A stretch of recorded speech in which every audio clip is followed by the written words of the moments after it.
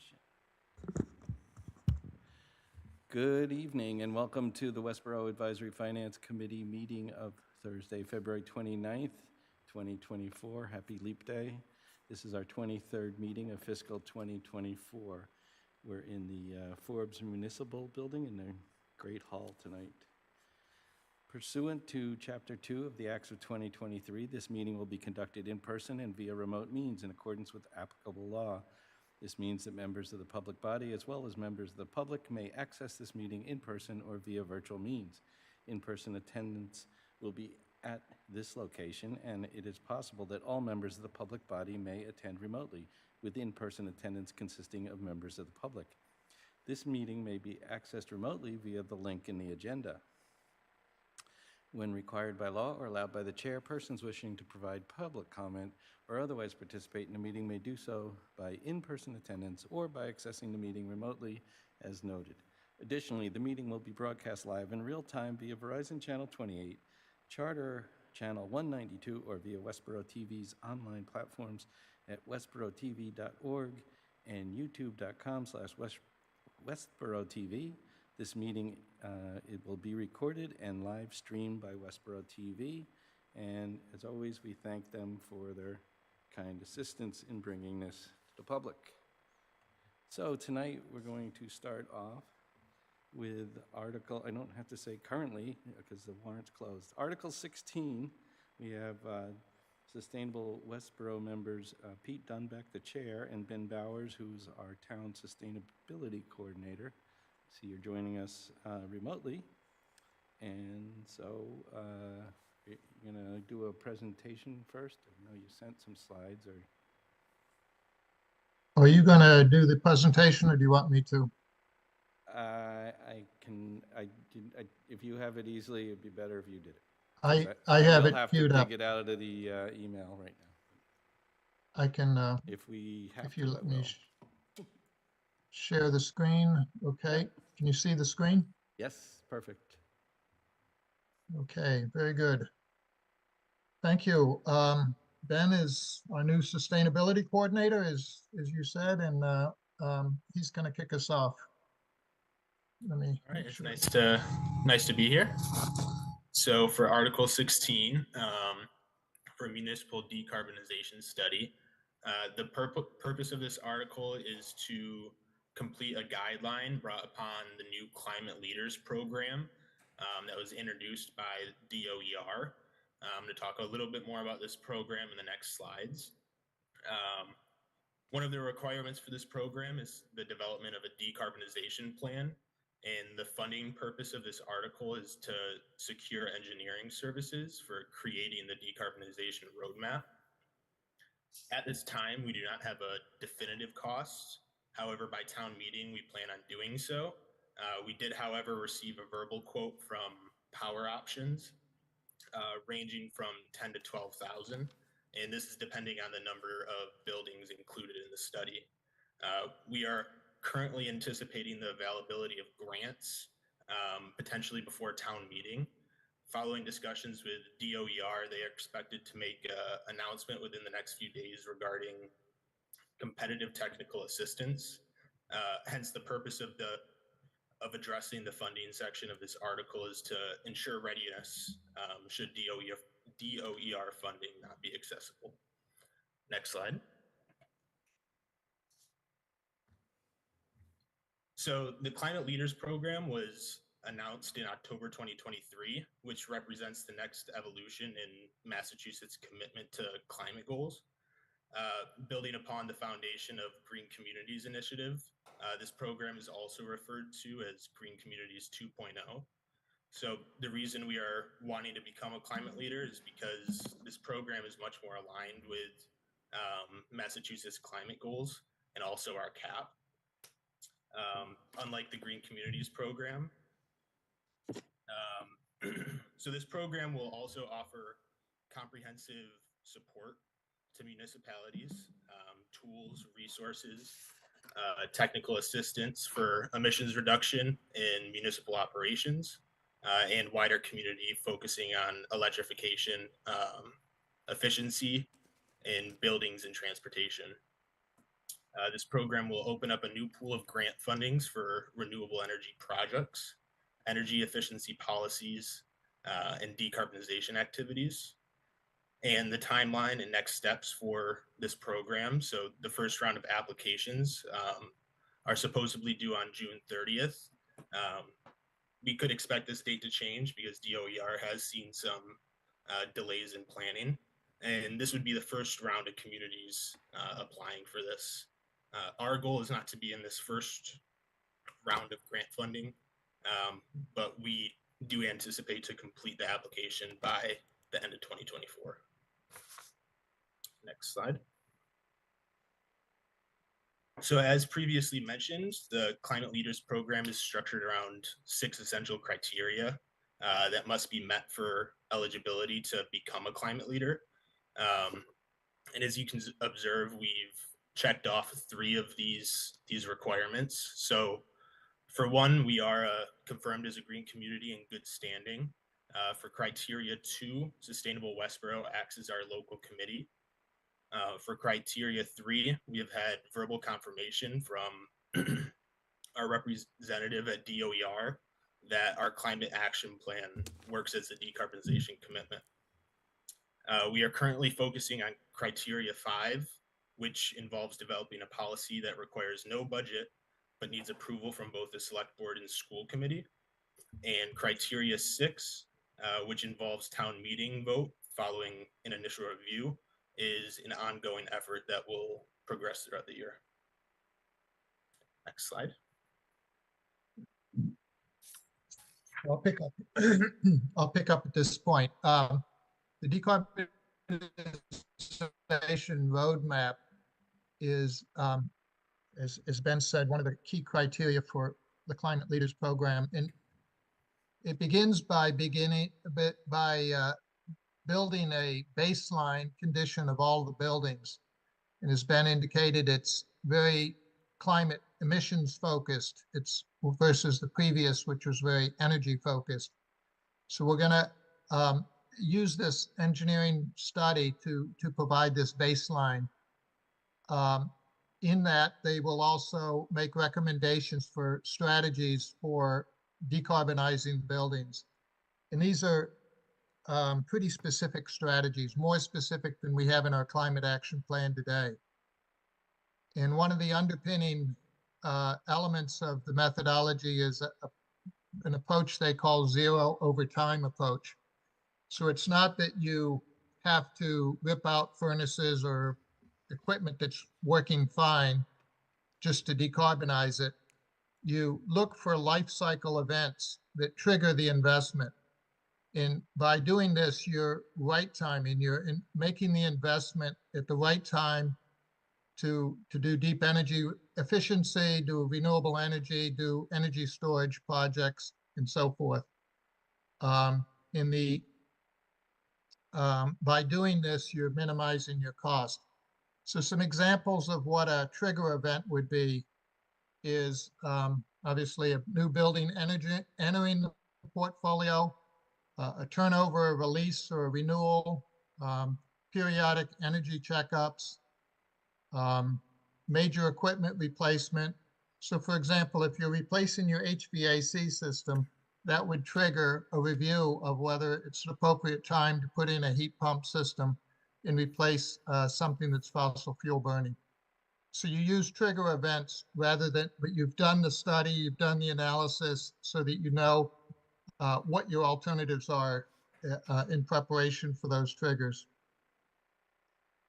The investment decisions and spending is done through the normal processes of review by your committee as well as the select board and eventually town meeting if it's a large capital project. Those are done at the time of the investment where you have your most reliable data. And you don't, the plan is not, and the method is not to force high cost premature changes, but also on the other side, not to miss opportunities for improvements when upgrades are needed and you're already doing construction or changes in the building. So again, as Ben said, it's a request for think of it as about $12,000. We're going to have a firm number at the time of the motion for doing an engineering study. And that will underpin this development of this decarbonization roadmap. Do you have any questions? Okay.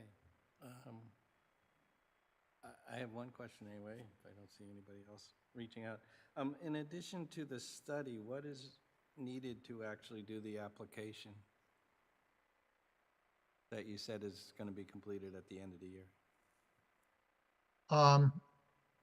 There's 3 deliverables. The decarbonization roadmap, which is what this project or this request is about. A new vehicle policy. We already have a fuel efficient vehicle policy, and it's needs to be updated to become more EV focused than the current document that was required for green communities. And they call that zero emission vehicle first policy. And we're working on drafting language for that. It's still in the works. It's not complete. We're modeling it after several towns, but primarily Acton has a version that we like, and that will be circulated to stakeholders before approval. And as you may know, the energy code has been changed in 2023. And one of the changes they made was to put in a municipal option of opting up to a specialized stretch energy code. And this is specifically for commercial buildings, kind of very small amount of stretch above the stretch energy code that we're already on. But it does encourage even more the adoption of on-site solar to the degree that it's available, EV charging stations. So it is a step up, but it's not dramatically different than what we're doing now. And Pete, who approves the policies and the code adoptions? That select board? So the Is it code town adoption meeting? Is it a bylaw? So the code adoption is a town meeting vote. It's a bylaw change. The zero emission vehicle policy is a select board decision.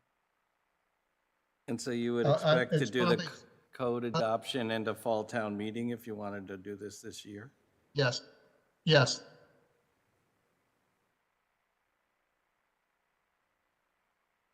So that would be what we're targeting. That is what we're targeting. Is there a And sense I that, misspoke. I guess we'll get to that bridge when we get to it, but I guess is there a sense that that the rewards financially to the town through grants will make it more attractive on some of these more expensive vehicles?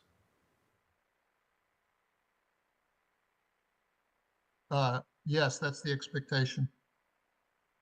Because it seems like by going to zero emission first, it's a little more than what we're doing today, where we have some choices anyway. And I know we've been limited by what vehicles are even on the lots and how quickly you can get them. And but maybe that'll change. But All of those caveats will remain, and there is a majority of our vehicles would be exempt from this because of lack of availability. There's also kind of carve-outs or exceptions, let's say, for lack of availability, as some of these vehicles are long lead time. Some of the police cruisers are 18 months out, and that's not acceptable. So that would not be we wouldn't have to wait. And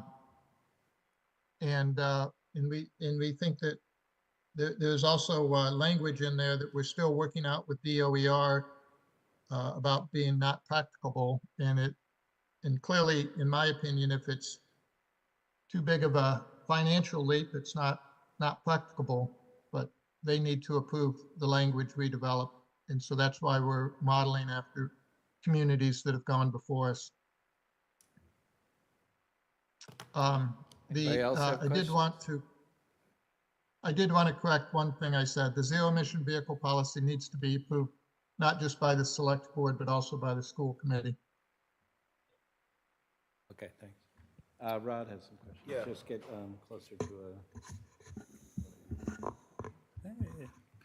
Thanks, Pete. And a couple questions. One actually came up Monday with Chris Payant relative to the green vehicle initiatives. And I may have not completely understood, but it sounded like when we asked if he had the ability to use police cruisers that weren't being used anymore for other departments, he said there was some concern about that based on the fact that, based on the green initiative for vehicles, they wouldn't be wanting to use vehicles that were not hybrid. Is that part of the policy, or how does the policy address something like that? I know through green communities, you are not allowed to recycle a vehicle to a different department, especially if it's not more fuel efficient than the vehicle they're replacing it with. Okay. And since So they had two rear-wheel drive or two-wheel drive cars already going to a police cruiser that's all-wheel drive, not hybrid, probably is not better mileage. Yeah. No, I mean, I think that's That's my guess. that's a nuance, I guess, that I didn't fully understand. Second one was relative to the decarbonization plan. Once we get if and when we get adopted to this, are we required to meet their goals for a new building, or is it an option to proceed forward based on grants being available? Or I guess I guess I'm just trying to understand the commitment once we get there with our municipal buildings. yeah, I think I understand the question. I think it's a critical point, and it is a kind of a policy that the town has set, and there will be a governance process where they ask for reviews every, let's say, 3 years, I think is the plan. It's not totally clear what the failure to meet is. If we at some juncture say we don't want to put a heat pump in this building because of the following reasons, and we don't follow the policy that we wrote down, they have the right to kick us out of the Climate Leaders Program. But it's not clear to me that kind of one single event would be a cause for that. But there's no recourse other than kicking us out of the program. And the last one's more of a comment or a question that's not totally related, but I've seen this happen on some of the projects that I've been involved in.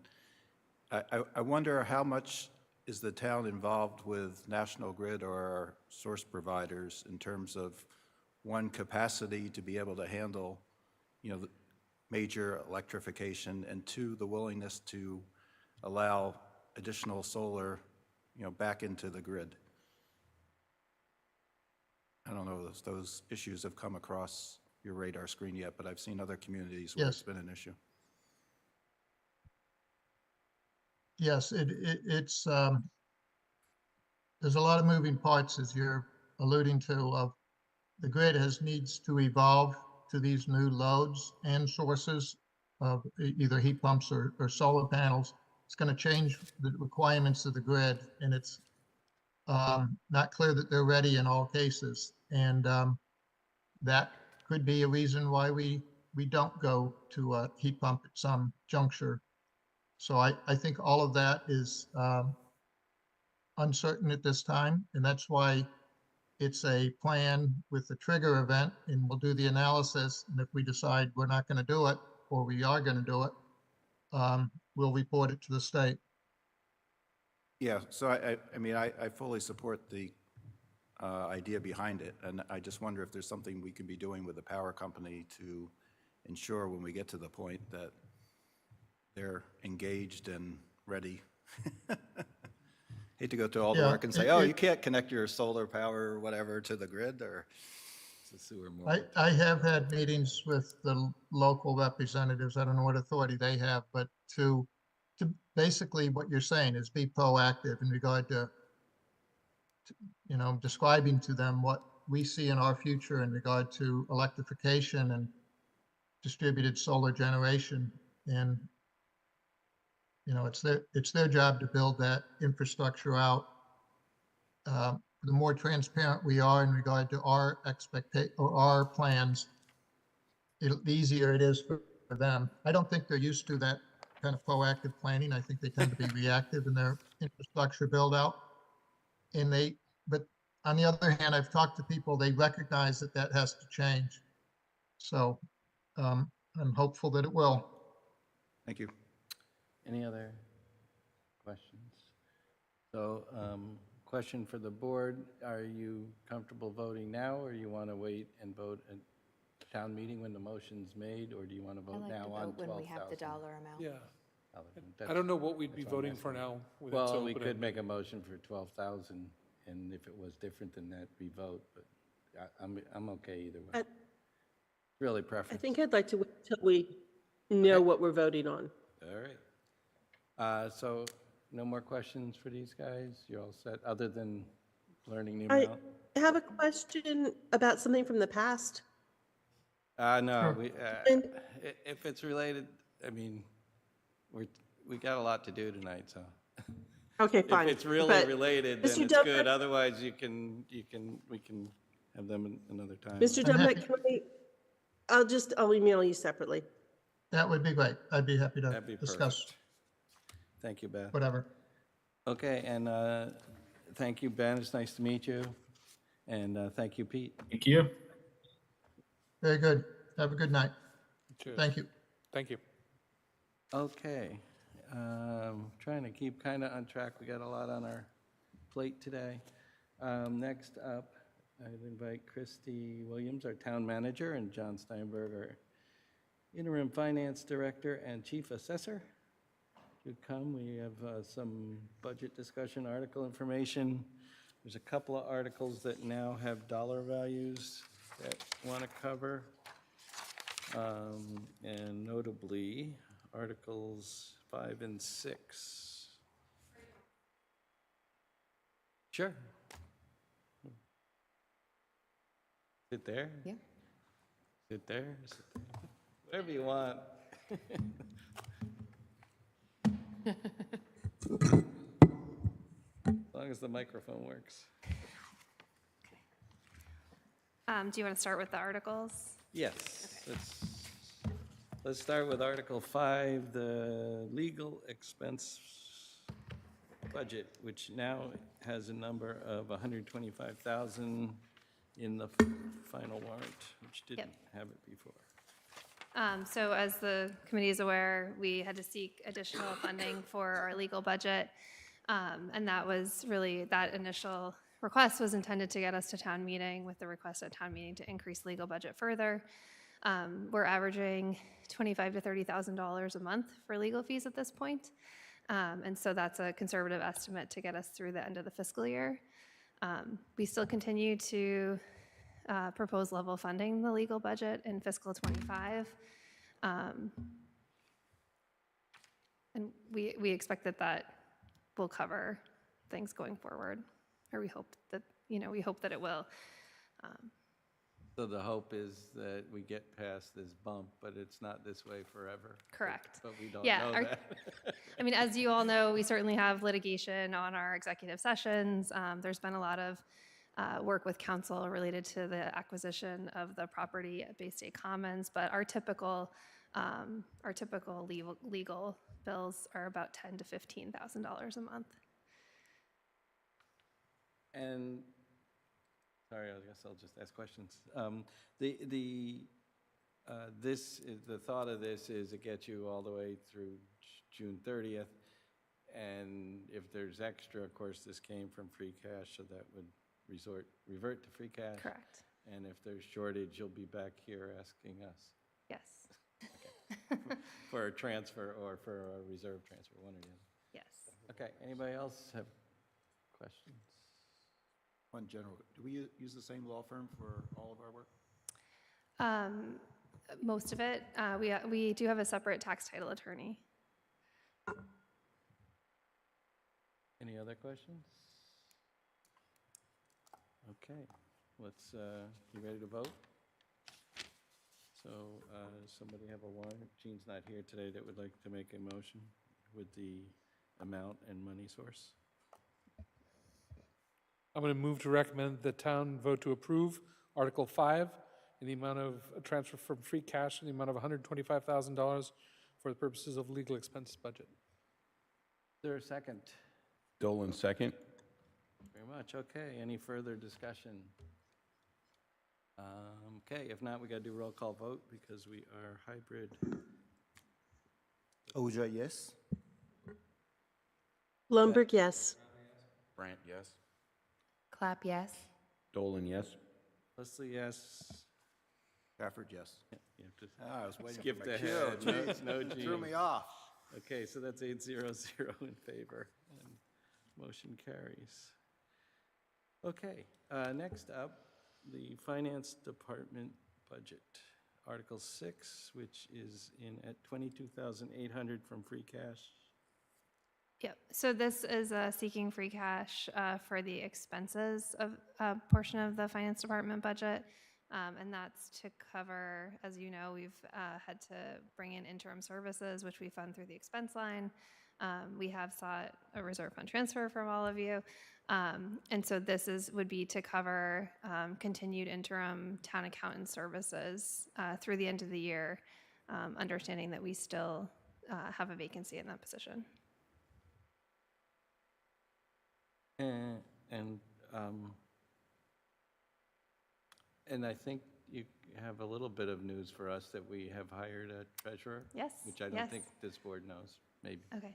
Yeah, so we hired a treasurer collector who she'll start on March 11th, so right in time for town meeting. Barbara Walls, and she comes to us after with 22 years of experience as a Massachusetts municipal treasurer collector. So. And so then we won't need interim treasurer collector services anymore. We'll be Yeah. back on a Yes. real person. Okay. Right. And just to sort of round out that discussion, we did add that payroll person in the treasurer collector department. So we're moving through the interview process for that. And we have posted the town accountant position, which, as you know, was previously a part of our finance director position. So if I remember correctly, last time you had someone from Grafton maybe that was helping out a few hours here and there. Have you been able to find a temp to come in, or how are you covering that now? So someone from Grafton came in a couple weeks, but we did find a retired town accountant who, through a contracted service, who comes in once a week to help us with that. I feel like that's fortunate. I've tried to hire a temp in the last while and it has not been easy, so. No. Question? If I may ask, if the services amount is being added to, is there a salary amount that is coming down? I feel like you may have discussed this before, and I apologize if it's a repetition.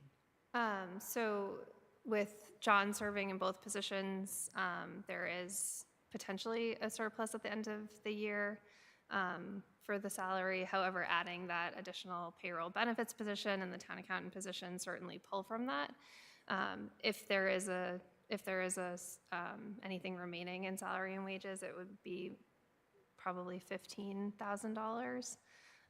But we can't move that money into expenses at this point. We're not comfortable because we're not sure how much, at what point we'll hire someone. Thank you. And we can move in May and June, or just June and July, or May and June. May and June? Yeah. So I guess that brings up one question. So this is for 22,800. Is that expected it would cover those in temporary services through the rest of the year if you can't hire someone, or is that assuming you'd be able to fill the actual accountant position before the end of the year? No, that's the rest of the fiscal year. Okay. Okay. So that's a hopefully conservative estimate, because you're going to hire someone who's delightful, incredibly fast. In a month from now, we're going to have a great Yes, employee, that's the and plan. Exactly what's going to happen, and we won't have to worry about this anyway. this would fall back to free cash, I guess. I like it. I like that plan. Beth, any questions?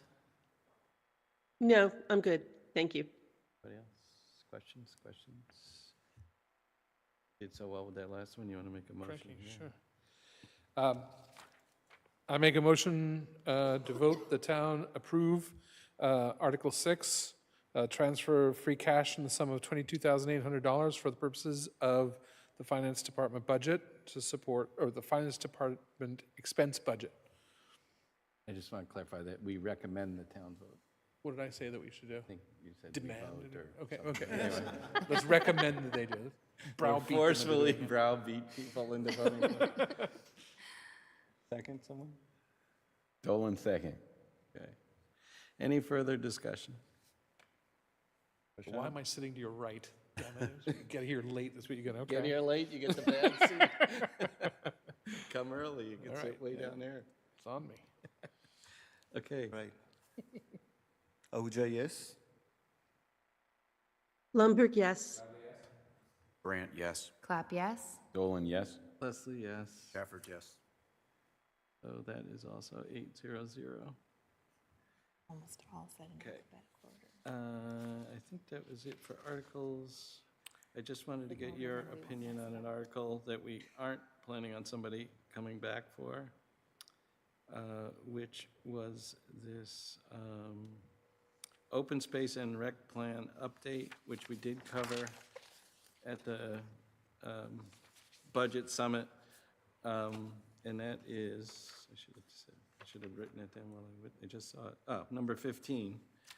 And that is, that also, I think, now has money for it or not? It's page 12. Yeah, it's the bottom of page 12. Do you just have them all memorized? No, I just have it in front of I me. was going to say, that's impressive. That would be impressive, though. 15. Okay, so that's 32,500, and that fits in the estimate originally given of 25 to 40. And my question, I guess, is just can you review that this is a every so many years kind of thing that we're required to do in some form? Yeah, I believe it's every 7 years. I think the article information that Jennifer Miller put together is pretty robust in terms of explaining why we need it, but certainly probably most important is that it makes us eligible for certain state grant programs.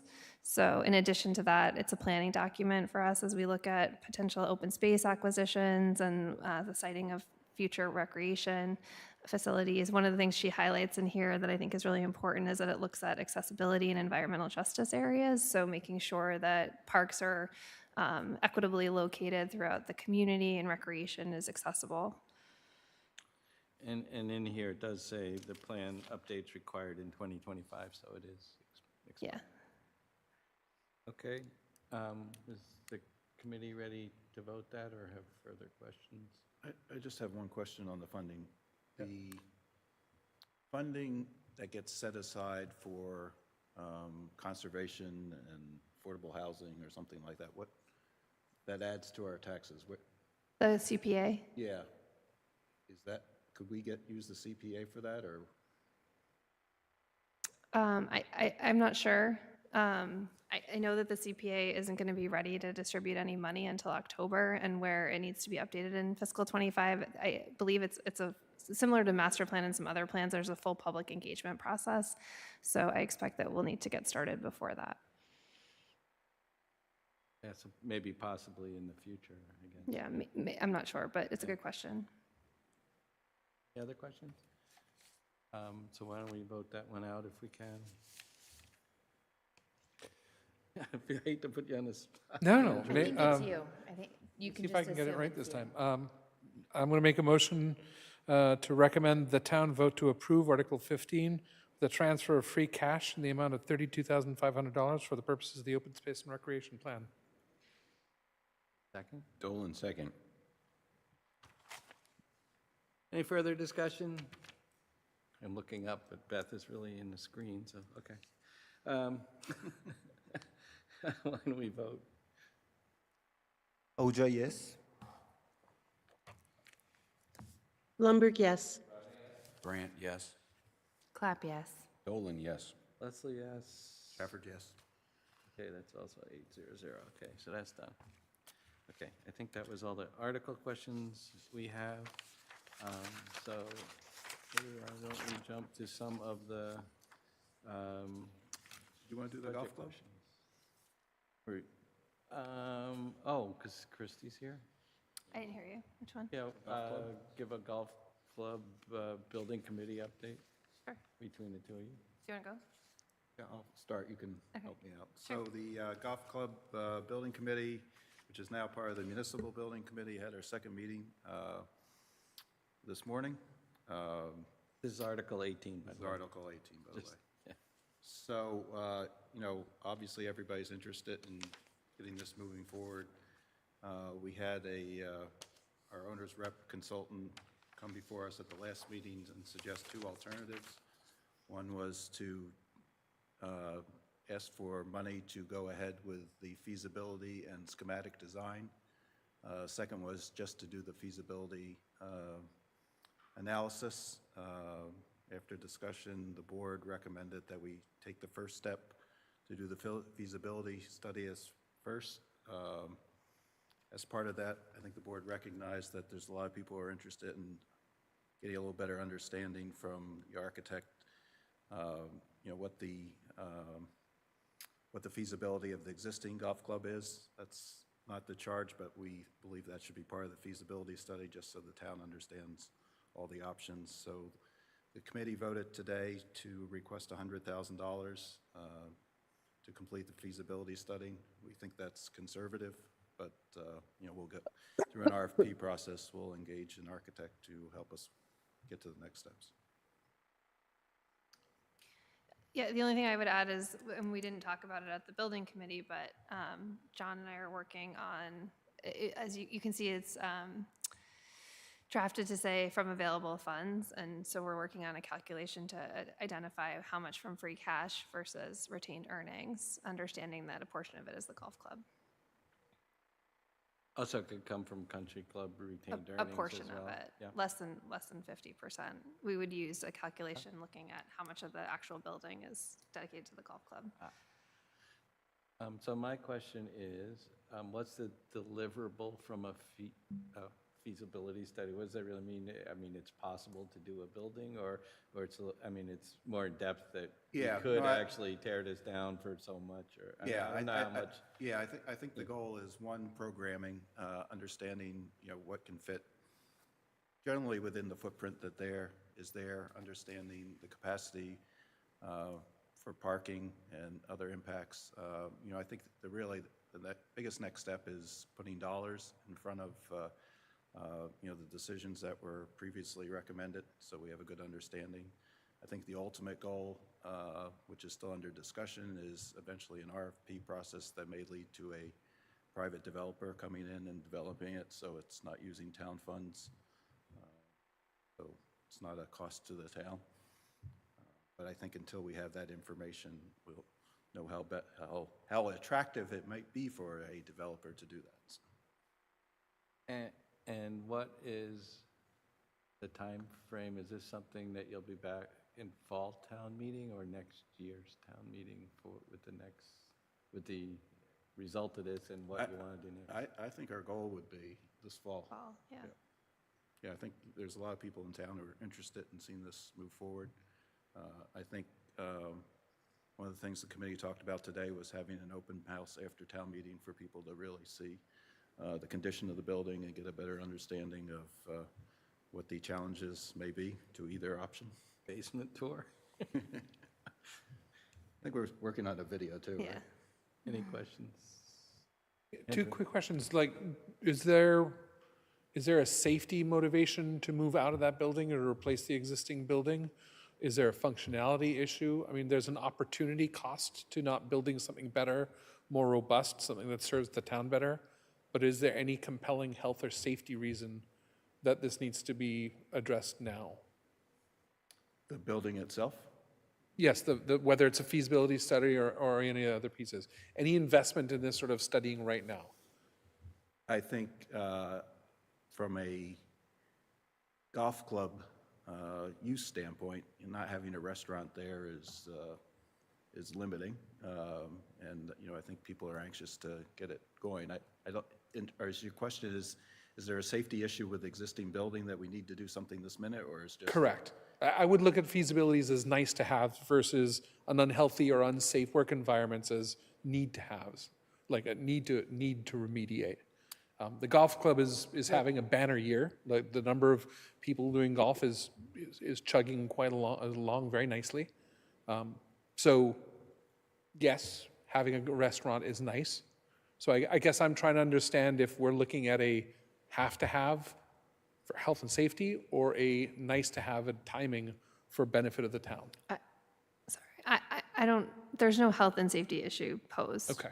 That being said, we did do an assessment of the full building. There's a significant number of things that need to be addressed. So we have I would say probably 70% of that building is sitting, probably more than that, okay, is sitting vacant. And having buildings sit vacant, as we've talked about many times, is not ideal. So in terms of the feasibility study, I think the Municipal Building Committee is putting this forward so that we can start to understand the scope of what we would eventually do in the future with the building. So I think it's important to at least understand what our plan is at this point, rather than just let the building sit with no plan.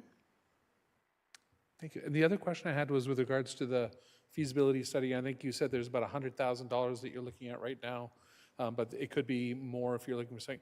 What would voting for this article look like? Are you going to come to town with a figure? Are you going to solicit bids to figure out what you would get for that money, or is this just finger in the air, best guess? Got it. $100,000 is the recommendation of the OPM who's been doing this type of work. Okay, so thank you. I'm just wondering what was informing it, so thank you. That's typically how we initiate these estimates, is talking to a practitioner or an expert. So he provided the Municipal Building Committee with with a series of slides and gave us options and identified some cost estimates. Thank you. But the person we would be getting proposals from is more of an architect than an OPM in this case, because we don't need an OPM until we start a project, and it's not bigger than a certain amount right now. So, is that correct? Or we're going to plan on hiring both, or? Not at this point. That would be an option to hire the OPM Okay, at this but point. I think it's we're going to do premature. a request for some architect to give some kind of sketches and. Yep.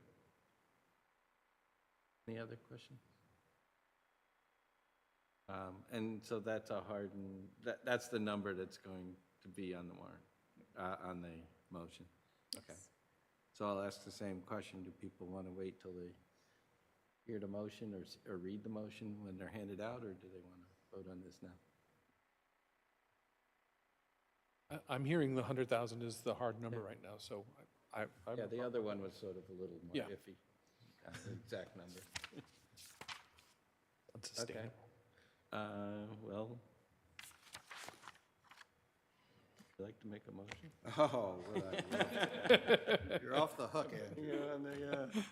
If only I'd done it better. I'll put you in the hot seat for this one. You're in the committee.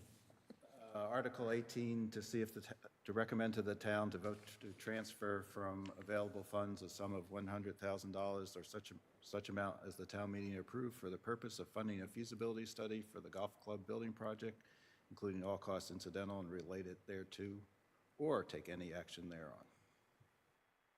So I think there needs to be a figure and a source. Yes. So well, available funds is, Yeah, well, it's going to come from a combination of free cash and Retained earnings. retained earnings from the country And we club. don't have that allocation yet. But we So don't that's the one detail we don't have, is what is that split of the 100,000 between the two different funding sources? We might be, when do you think you'll have that? Week, 2 weeks? Or? Within the week, or I guess Yeah. next week. It's All right. Thursday. We can just vote it on it. We can just vote it We'll next just week vote it when we another have it. time when we know, because then the Okay. motion could be proper. my That motion works. would have been better. Oh, I did so well, too. We were so close. You might get to repeat that in the future. Well, no, actually, next time you're going to have to say where the money comes from. Okay. Maybe Jean will be back to read I it for you know, next I'll be time. off the hook. Back on Monday. Okay. No more ringers. So next, I got some feedback from both Andrew and Rod on things of their interest in talking about the budget, and I shared those lists, and if you want to go through them in a certain order, we can just then see if there's anything else they have to ask after, or do you want us to ask questions and go that way? So I have Rod's email, so I was just gonna go down the list if Okay. that works. So I'll And also I think there's an update, at least I saw at the select board on one of the budgets too, something. one of our- yes, that's what I'm gonna give you Okay. right now, yeah. So I'll get it to you electronically this is just a update of the Board of Health budget. So we've updated that budget. We've reduced it by about $5,000 based on a reduction of anticipated hours for the public health nurse. So instead of the 16 hours that we previously presented, it would go down to 12 hours. And that was based on her availability, correct? Yes. Yep. It's the public health nurse? Yep. Is that what you said? So the intention continues to be to fund it half through the Board of Health budget and then half through the formula grants that are received by the Council on Aging, because he does spend 1 day a week at the senior center. So, and I think that speaks a little bit to, I'm going to guess what Rod's questions are, and you can tell me if I'm headed down a different road. No, I think, in this year of concern about the overall tax rate, I think basically my intention in looking at it was anything that added a salary position or affected the salary line or was significantly changed the expense line items. Sure. So this in particular position is not a new position to us, it's just no longer being grant funded. So we have had this position for a couple years. It's been really well received. We've been able to host multiple clinics for vaccinations, specifically related to COVID, but also other things. We did previously actually have a nurse at the senior center, a position that was funded through the formula grant. We don't currently have anyone in that position, so he's able to take on those responsibilities as well. This is slightly off topic, but on topic. Before our meeting on the 11th, can we get an updated Budget table. budget table? Yep. Because that's what we'll actually make motions on, vote on. Yes. We don't need it tonight, but because like this went down, so it'd be lower than the thing in our book. And This is the only one Okay, changed so since far. your last All right, time, so but we by might the be 11th, okay. the debt budget will be different, so. oh, and the debt will change too. So yes, okay. So we might as well get at least what pages changed. Yep, definitely. Okay, so this is board and health wages, I guess? The other thing in the expense line that has been added is the cost of the Pool Code Pro software. So that's the software that the Board of Health uses when they complete pool inspections. That similarly is something that has been historically funded through a grant. At this point, for that particular item, we are unsure as to whether or not the grant will continue to cover it, which is why we've put it in the budget. But of course, if the grant covers it, and we expect to know in the next before town meeting, we would be able to pull that out of the budget. The question I had I'm still looking for it, was it seemed like there might be other opportunities within the expense line item where we could potentially make up these aren't big numbers, but the 1155. It's, obviously some years, some things go up and some things go down, but if you can try to keep it all similar.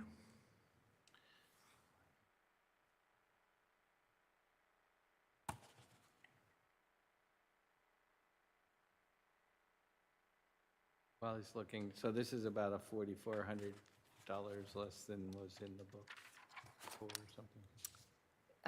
Yeah, from salary and wages. Yep. So in 2023, which is the last year we have complete, we spent $12,000 in expenses. This year's budget was 16, and 5 we're asking for 18.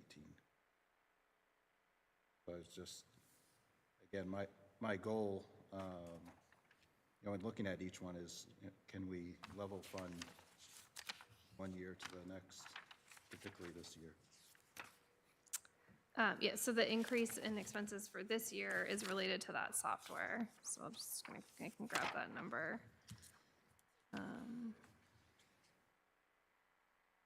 So it's $1,155 is the pool software that was added. And we did reduce the forms and bills based on historical spending. Clothing allowance is contractual. Again, not that I'm against training and education, but it's a big number we haven't typically used. Yeah, I mean, it's the training education budgets in this department, there's some licensures that need to be kept up. So, certainly we did cut a lot of those lines during COVID, and so some of this, maybe you're seeing some restoration. But this department has 4 full-time employees, so the director, the sanitarian, the health inspector, and then the administrative assistant, and then we also carry the public health nurse who currently is not on the budget, which is a part-time position.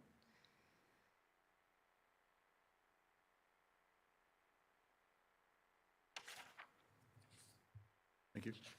And so the public health nurse is under what's called salary assistant and agent. Yes. Yeah, so that's that PIR column, you can see that addition. And you can see that even though the increase here requested is a 26,000, it's actually, the manager recommendation only reflects half of that because of the other half going to the formula grant and the council on aging.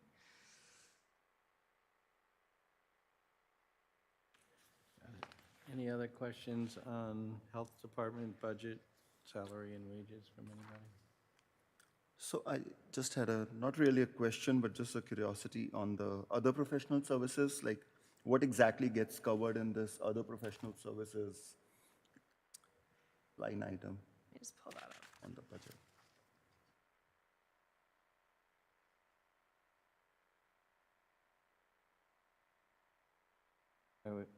I'm going to take a guess that that's when they have to hire people to either study or measure or test things. It's actually, the majority of it is paying for nursing services to follow up on tuberculosis patients. And then we're required to do that under state law.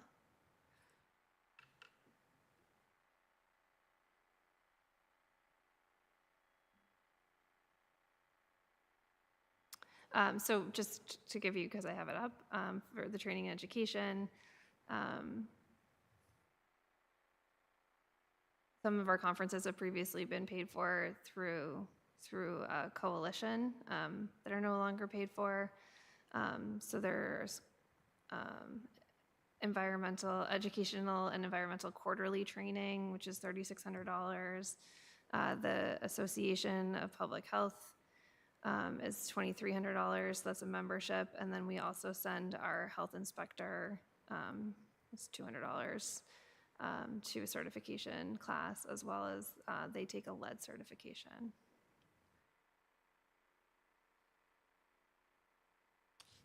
Okay, very good. Thank you. What was what's the next topic? I had the conservation land, the stewardship, land stewardship. I think Jen Miller talked about this at the budget summit a bit. As you all know, we've obtained hundreds of acres over the past few years, and you actually can see the need for land stewardship in the article that will, to acquire Zero Bowman. There's an additional $25,000 in there for land stewardship. That's not something that we were budgeting for as we were bringing on all of those conservation lands. So certainly, we work with the Boy Scouts, we work with Westborough Community Land Trust, and all different organizations, but some things just require a higher level of skill than volunteers might have, or equipment that volunteers might have. So, you know, some examples that Jen cites is tree removal, as an example. Removal of invasive species requires certain tools, so she's definitely leveraged folks from like the high school. We had students come in, she's able to work with them, but certainly need the tools to do those things. And then there's an effort, you know, certainly under the ADA self-evaluation and transition plan to make these trails accessible. They actually don't feel that the 10,000 fully covers the need, so it was actually a reduced amount that was requested in this year's budget. So I think that, for me, brings up the immediate question, do we expect it to be additional requests next year, right? So if the 10,000 doesn't cover it, is it going to be 15 next year?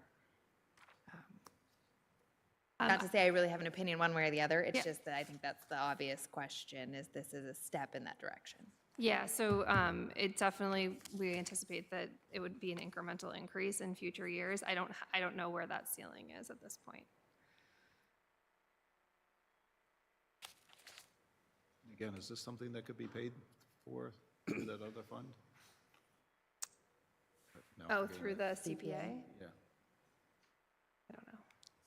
I honestly don't know. It's, Okay. I don't know. Not if it's a budgetary item. No. If it's a recurring expense that's within a budget or would be typically thought of within a budget, you can't use CPA for it. But if you didn't put it in the budget and paid for individual projects, you could use the CPA funds potentially? I'm not asking you to commit to Yes, it. potentially, for individual projects. Yeah, and we did talk about that initially. We talked about the possibility of breaking it up into projects and smaller projects and funding it through free cash. But there's some of the projects are very small and some are large, and it's really just about maintenance. We're just talking about conservation land maintenance, obviously, versus sort of building maintenance, which is what we usually talk about.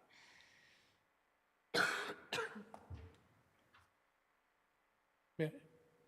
So I've tried to reach out to Jennifer with regards to the possibility of how we engage with the Walk-Around Trust, Walk-Up Robinson Trust? Yeah, Walk Walk-Up Up. Robinson, thank you. Yep. Because what has been shared with me is an interesting view on the mission of the Walk-Up Robinson. And in fact, there is stated within the Walk-Up Robinson as part of their mission, sustaining and supporting lands, conservation lands for passive recreation, stuff like that. And I wonder if there's been any consideration, or I wonder what the methodology would be to see if we could engage them for what we're now looking at as the more comprehensive view of sustaining the conservation territory that we currently are now talking about going back to for updates. There was not a request to fund this particular amount through Walk Up Robinson, but as you'll note in the warrant, the $25,000 for stewardship on Zero Bowman does come from the Walk Up Robinson Trust. Okay, that's one project for one property versus what we seem to be looking at as a much more comprehensive view of all of our conservation work. And I know that Derek and, I forget her name. Sherry, thank you. Derek and Sherry had actually done some significant work looking at the cost to sustain conservation lands at the different projects. And again, I was hoping to hear what the follow-through was for that work for either this property or for anything else. But clearly, I know work had been done for them to come up with a sustaining budget for all of our conservation work, you know, taken at a higher level. I don't think that that's accurate, that they had developed an entire budget to maintain all of our land.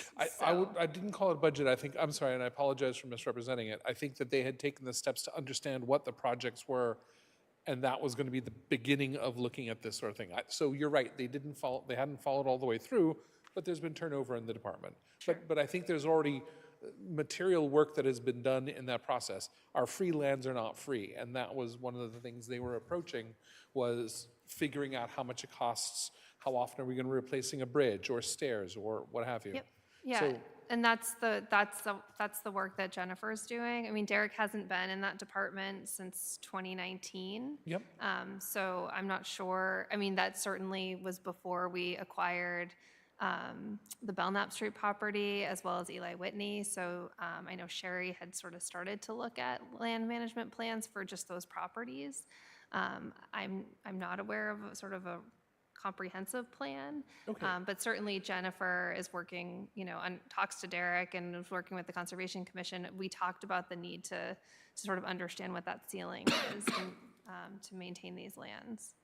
Then let's just assume all that other effort was a sunk cost. Jennifer's doing her own thing. That's fantastic. Well, I didn't say that either. I Well, mean, no, I fair don't know enough. if she's But working off of Clearly, something. we don't have a total number yet, and she clearly is working on that right now. And I say that not disparagingly, but just assuming we don't have a bigger picture now, clearly we're building to that. That's great. The question again comes back to the Walkup Robinson. They have as part of their mission sustaining land. And I'm not saying they need to be a central funder or a sole funder or what have you, but it seems that there's an entire commitment to support public land that we're only leveraging when we hit the home runs of getting large properties. And this sustaining is an opportunity that I wonder could be considered.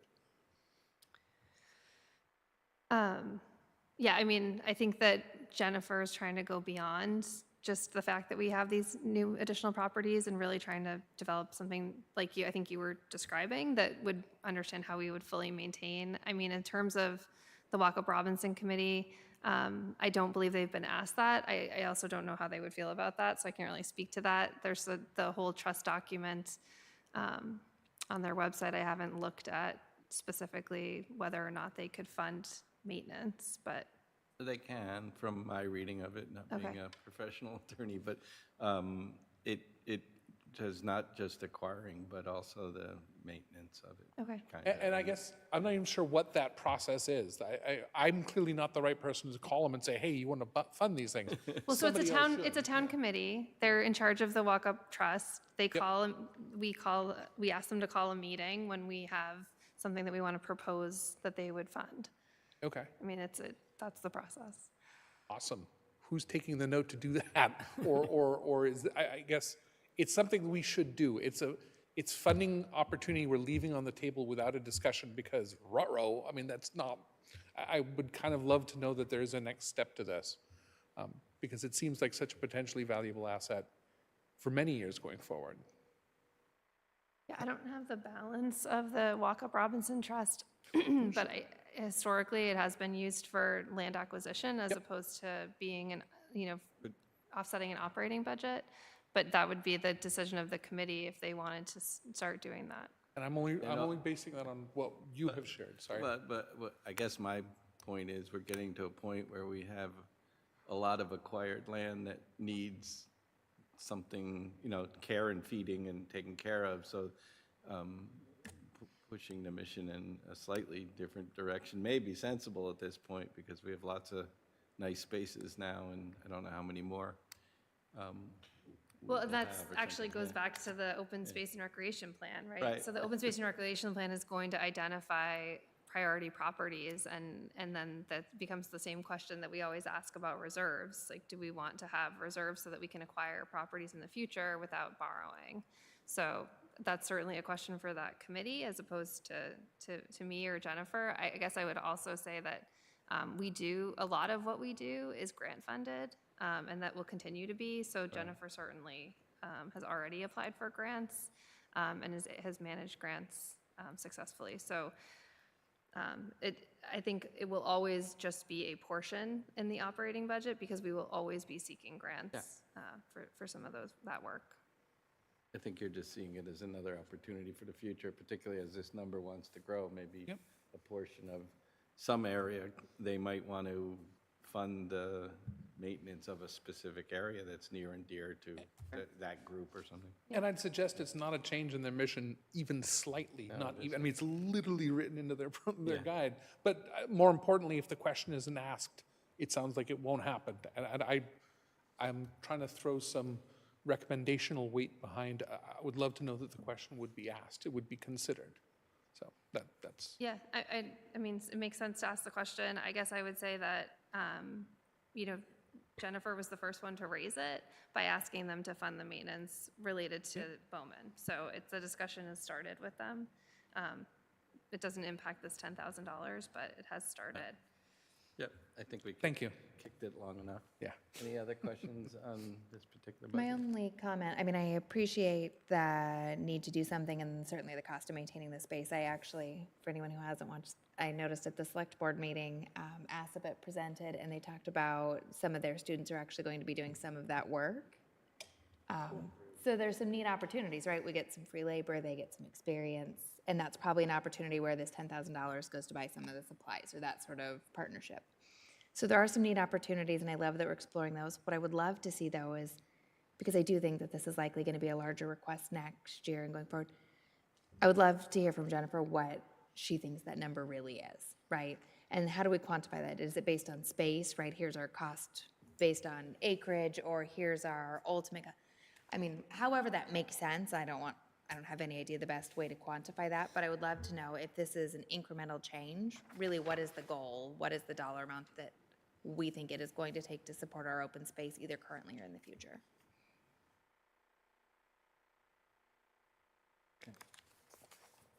I think, I mean, she did indicate at the summit that there was an expectation, and part of it depends the blend of volunteer versus Right. town-needed work and things like that, so. Well, and I mean, there's always going to be some variability in there, right? She's not going to be able to say every year it's going to be $12,000. But it is, what I worry is that she had sort of a general sense, and I would love to see her sort of put maybe some more rails around, right? Are we climbing to 50,000 or are we climbing to 15? Yeah, I agree. I mean, and that's what she and I talked about. And we also talked about the need to articulate the maintenance cost when we go out for acquisition, which I think is part of that effort on that other article. But I understand. Yep. To be clear, the $25,000 for the Zero Bowman isn't maintenance costs. It is a one-time fee to get the property up to, you know, a position where it will then be usable going for the immediate term. Right, so it's for land stewardship, which part of that is typically a land management plan. And we have not associated those costs in the past when we purchased Daypray or Belknap. Okay, I'd like to move on to Council on Aging, I guess. I was a little confused by this one. The description in terms of some of it was grant funded before, but now it's not, and we're using the grant funds for something else. Yeah, so last year, we increased hours, and so it is listed in your budget on page 14, all of the positions that we increased hours for last year, and all of those increases were funded through the formula grant. We do currently fund the majority of these positions fully through the formula grant, except for the outreach case manager and the administrative assistant.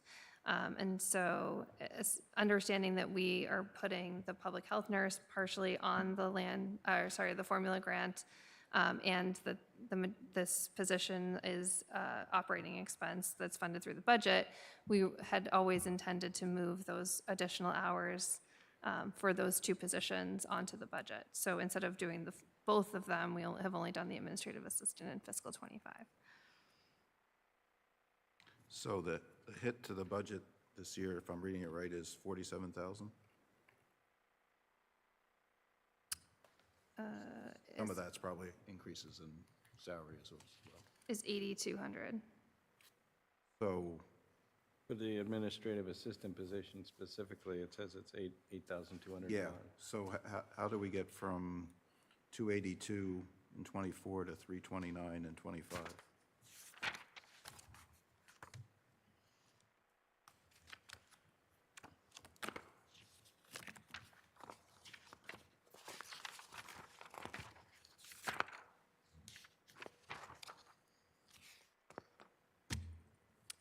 missing that page in my budget. Hang on. 219.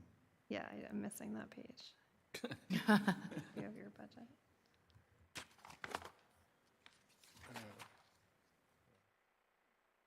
Hang on. Hold on.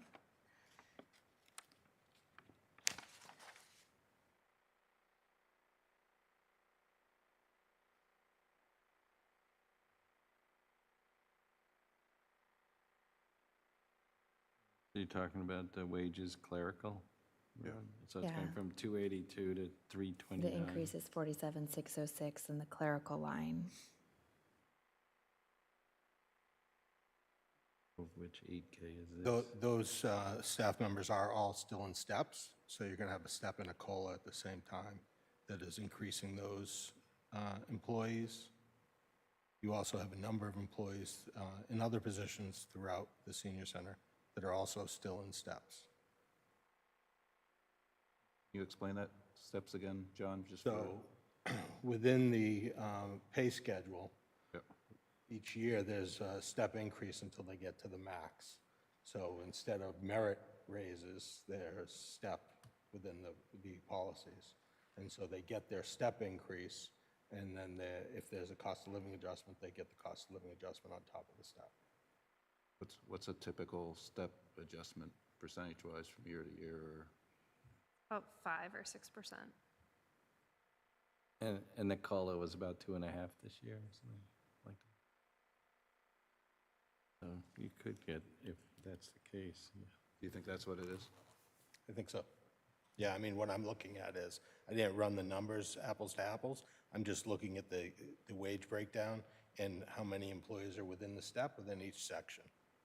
And so that sort of stands out typically when you see employees that are still in there versus departments that have most of their employees that have been here a while that are maxed out.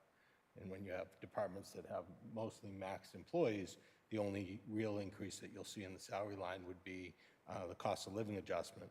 When you have newer employees, you see larger jumps from year to year because of those step increases. One of the things that this town happens to have is it has a broader range of start and end with more steps along the way. Some communities have fewer steps and a different, they might start higher and have less steps. I would say, even if I take out the 8, though, it looks like about a 13 or 14% increase, like more than steps. What did we say the increase was supposed to be from the position? 8,000? It's only 8,000? 8,200, yep.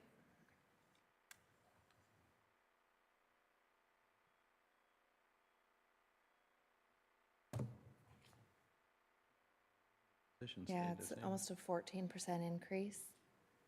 But if you have a 5 to 6% plus a 2.5% COLA, I mean, and it's still pretty big, still a bigger increase than I would expect, yeah. So there are, let's see.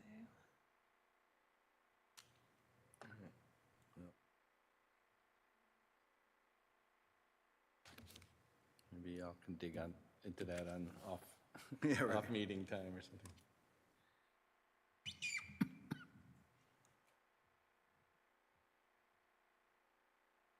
There's 9 employees and steps.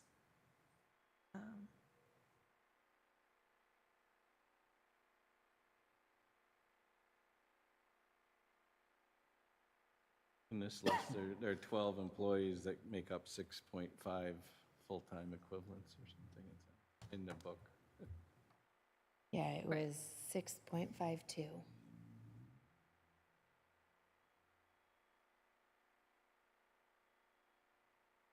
Okay.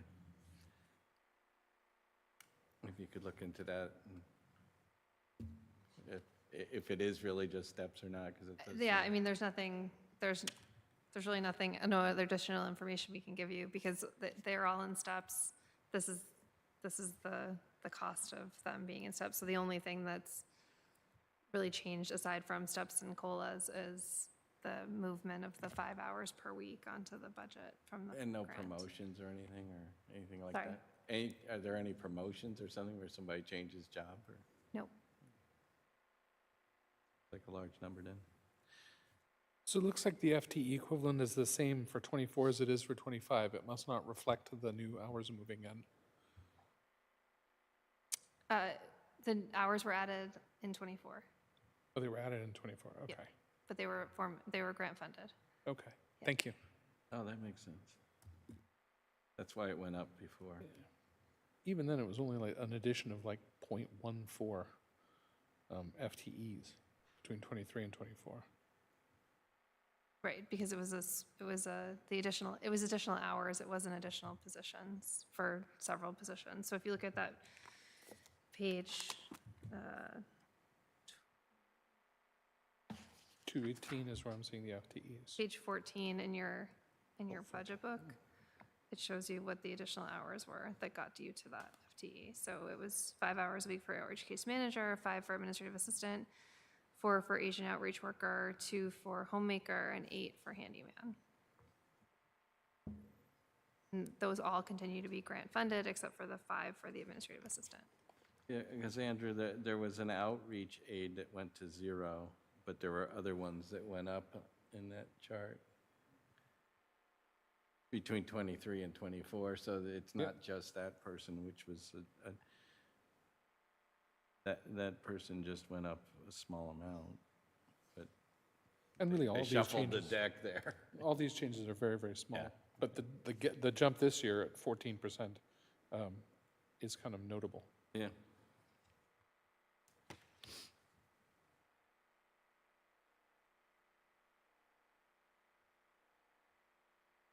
Okay.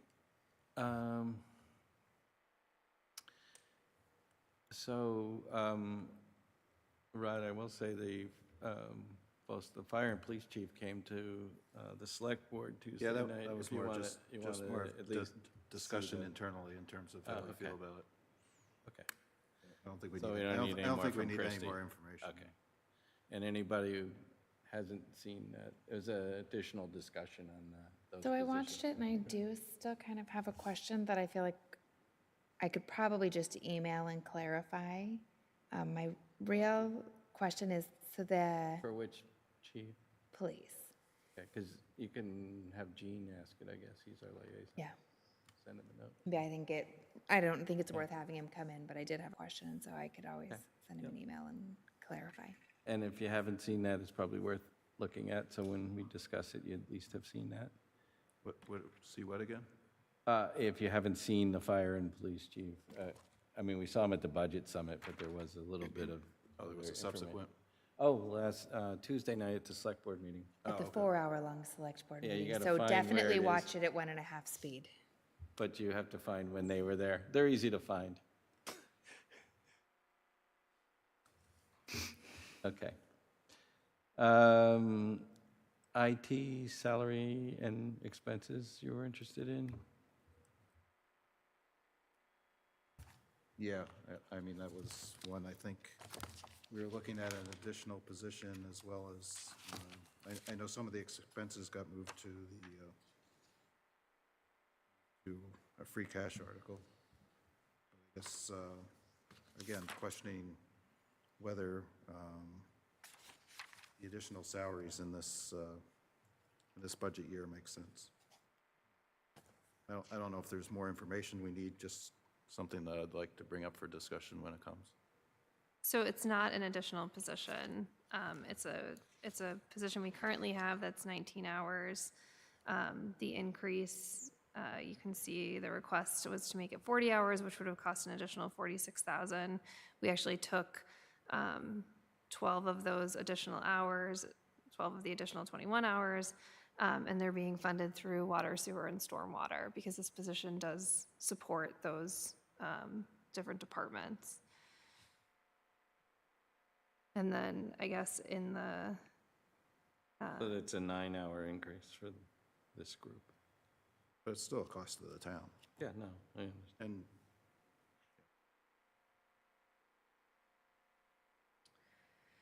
And the increases,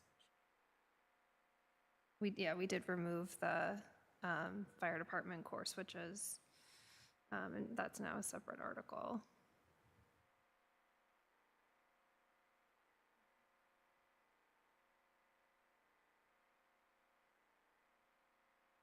Right, so, yeah, the 29,100 became an article.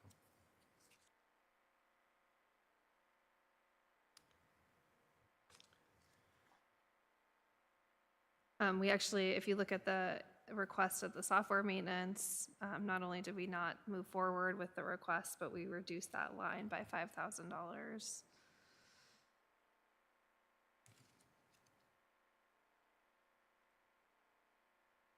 So this budget isn't offering anything new in expenses. It's really just increases in contracts, and it's pretty specific. I mean, I could send you more detail if you were interested.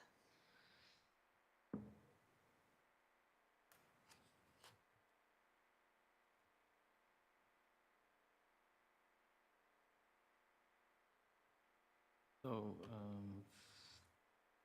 more on that one? No. Okay, planning department?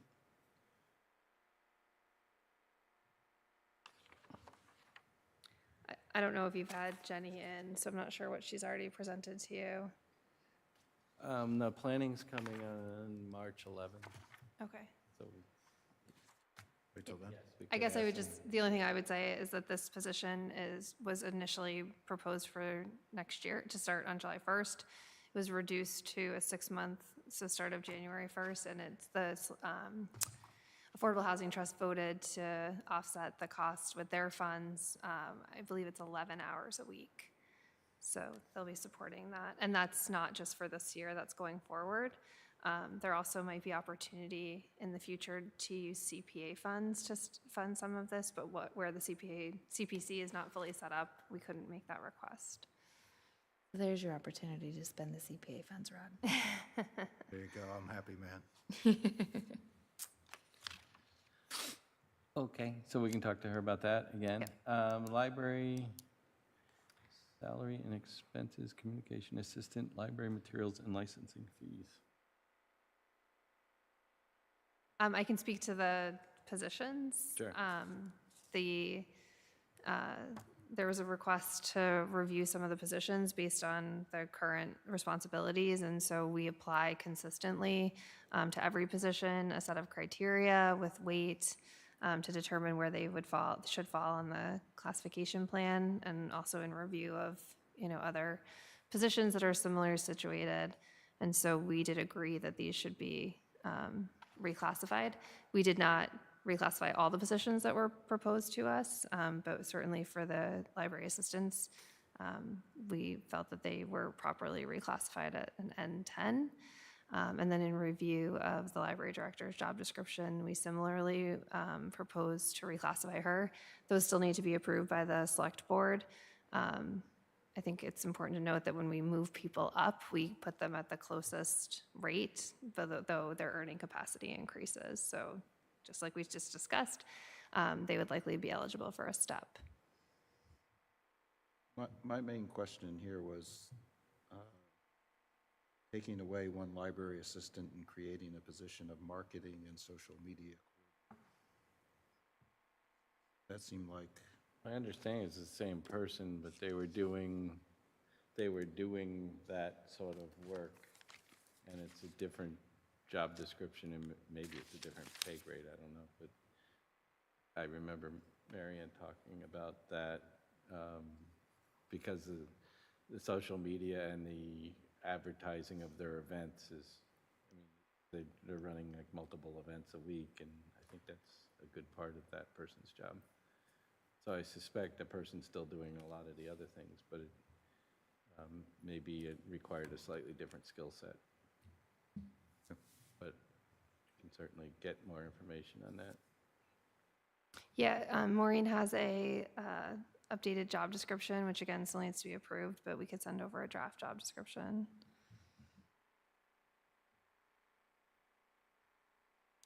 Christy, do you know then, so is that actually a current employee that would be moving from library assistant to marketing and social media coordinator?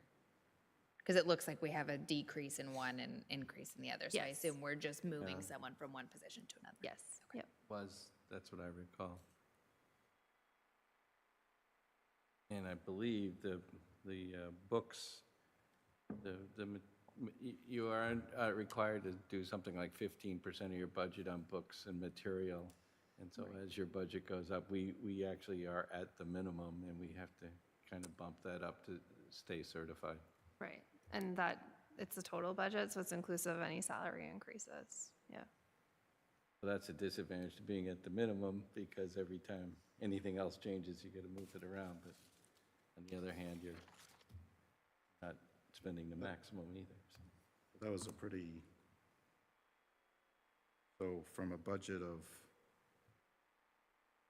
call it 170,000, we're going to a budget of 197,000. Thereabouts. Seemed like a pretty. Sorry, it's books and periodicals, I believe is the Yeah, I is the was account. adding those two up. So No, it's just, I think that's it, the 90,000. Oh, it's not books and periodicals below? Don't think so. 'cause Oh, I oh. Are you think talking it's about the just- lines that add up I to think it's it? just the 5227 is just Oh. what counts in their Oh, books. oh, okay. Then how about other supply materials? That's I don't pretty- think those count. They want to make sure you're doing books or ebooks, basically. Yeah, at but there's some a, I think percent. he's questioning the 30, or the, Oh, why is that going up? I don't know. Other supplies Yeah. is another significant Yeah. increase. I mean, it's 10% increase this year in expenses. right.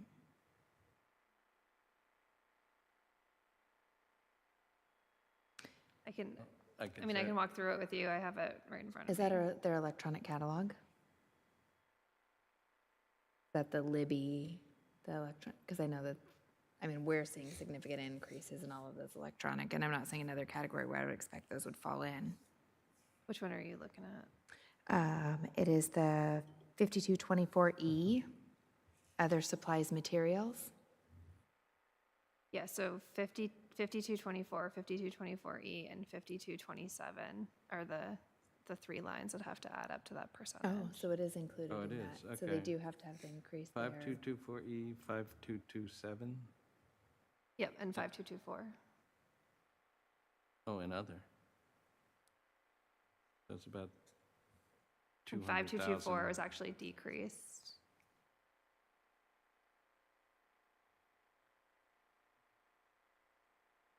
Thank you. All right, we gotta keep moving. We did talk to Chris about DPW's salaries. Is there more that you need from Christie on that? I don't think. And stormwater, What it is. okay? Okay, so Andrew had some questions, I guess, as well. Yep, so you had asked about the landfill budget, so I Yes. can pull up my presentation here.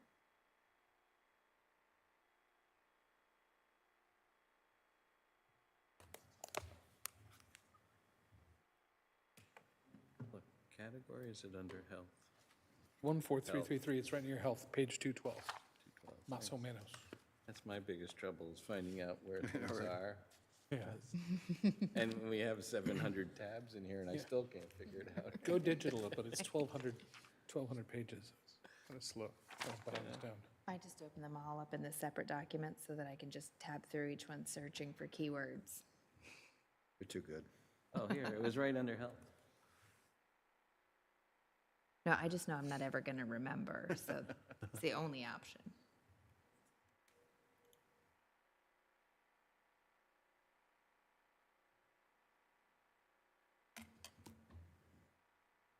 Oh, look, we're on the screen.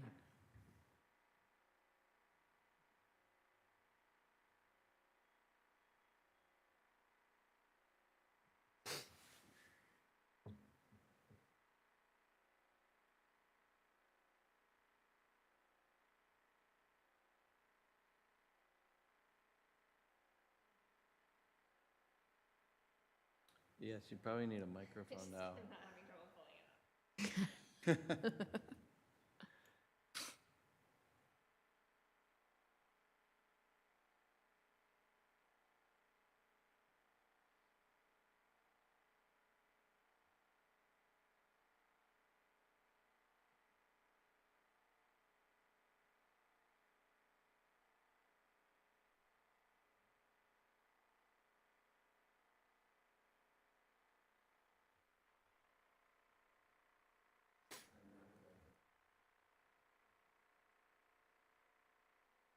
Okay,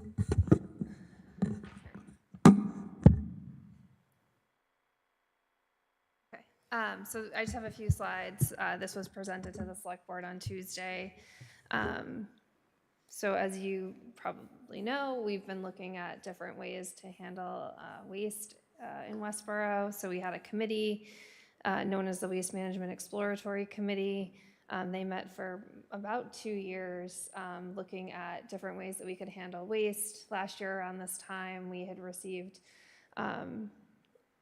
guidance that Harvey's was no longer going to allow us to access the transfer station as we currently do.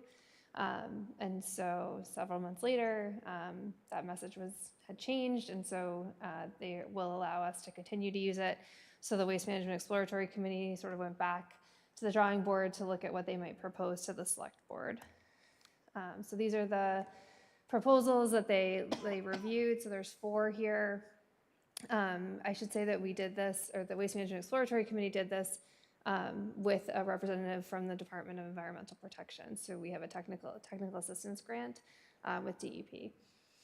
So the first proposal is essentially what we currently have. So the voluntary or private curbside part that folks would choose to be in or not, and then the drop-off at transfer station. The second proposal would continue with the drop-off at transfer station, but also would include town curbside recycling only.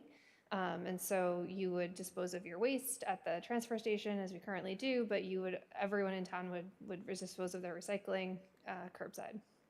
And then the third was to do a full curbside program for the community, working with Harvey's.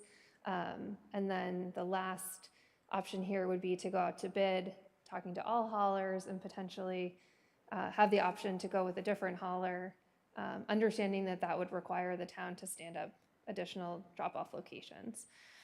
And then at the top here, what's really important is that all of the options would include pay-as-you-throw. DEP has identified pay-as-you-throw as really the #1 driver to reduce waste in a community.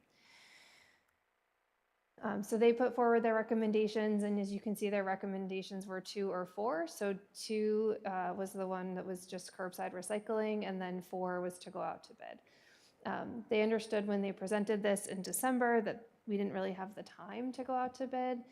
We're not required to go out to bid under procurement laws for trash haulers, and so we took the 4 programs that they were looking at, and we asked Harvey's to give us a quote for those so that we could maintain our current relationship in terms of the transfer station.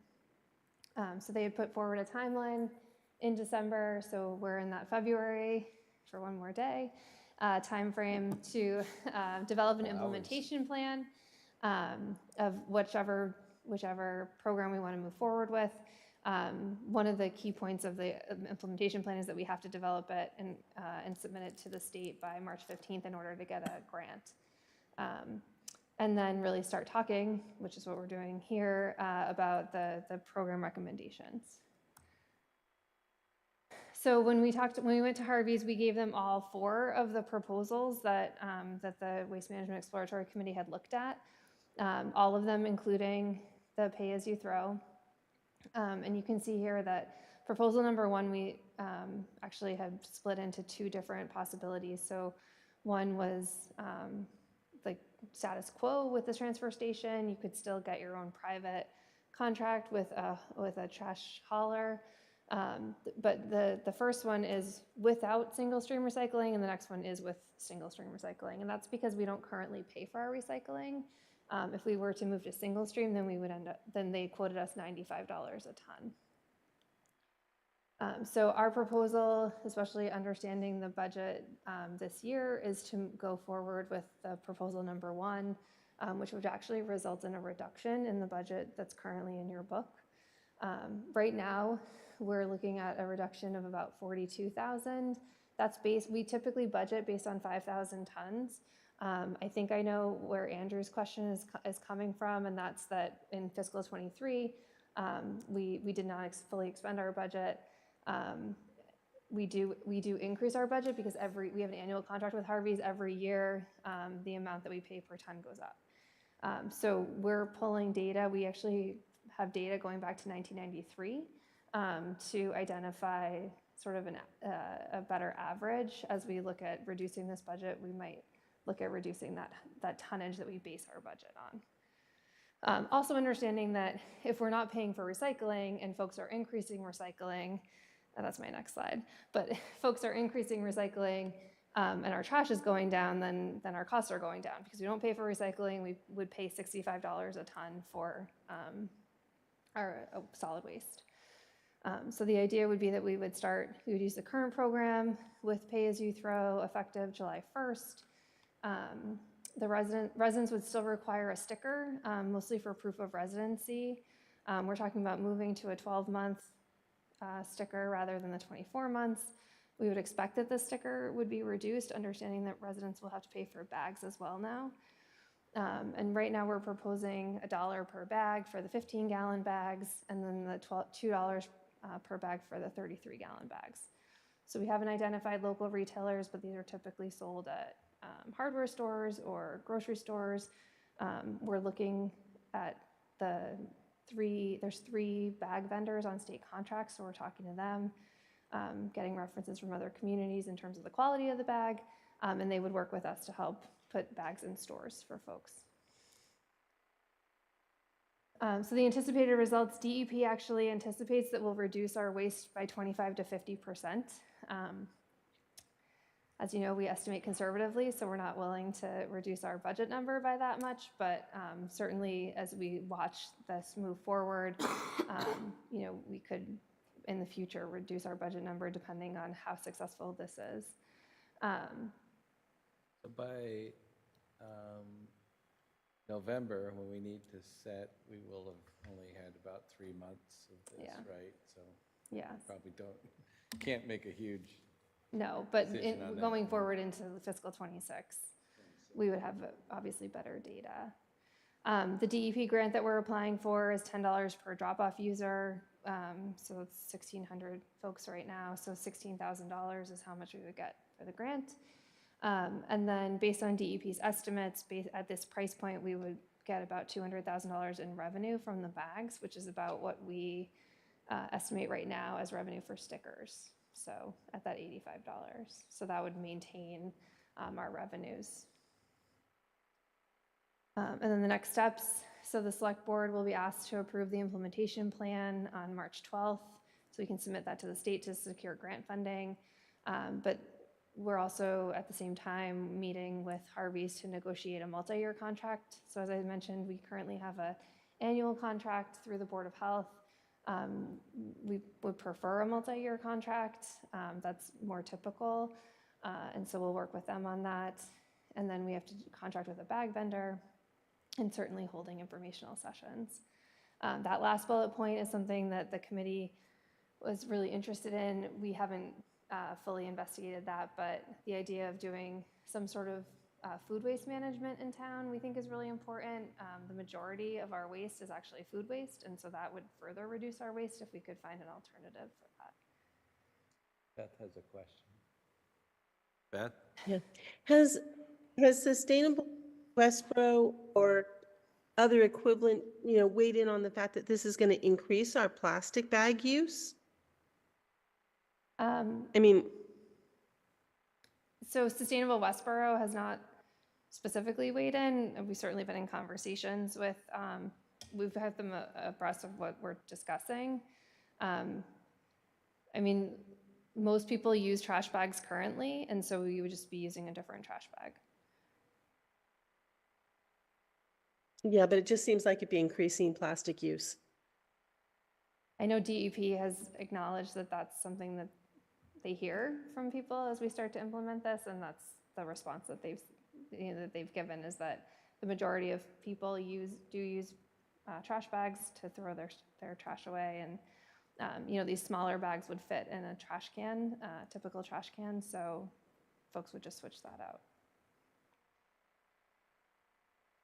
And so we don't have to pay for the recycling now, but when you say single stream, that means just one large bucket, you put everything in, versus now they take most of it, and Yeah. there's only 2 or 3 buckets now. Right.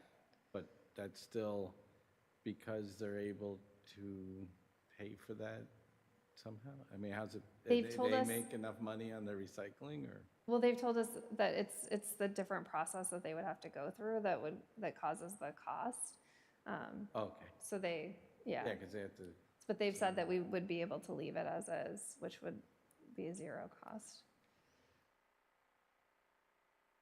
But I guess the question I have, since we're trying to negotiate with Harvey as opposed to getting additional bids, how much good information do we have from other communities that we can understand what the going rate is, if you will? So we've pulled contracts from other communities, and we're also, with our DEP technical assistance, this is really what she does, is works with other communities. So she's advising us on where we might want to, how we might want to negotiate. so it's possible this number's not going to change till the fall, or is it going to change for this town meeting? So the number will go down, assuming that the select board votes on the 12th. Sorry. 44,000 or something? Yeah, so it would go down this amount minimally, but if we identify the ability to reduce the tonnage that we're using as an estimate, then it would go down further for this town meeting. Right. Yep. It's not gonna, potentially, maybe a total of, probably shouldn't even throw it out there, but potentially a total of $100,000, so not hundreds of thousands of dollars. In the right direction. In proposal one, I'm right that everybody would be transporting their trash to the facility, right? Unless So- you have Tidy Town already. Oh, really?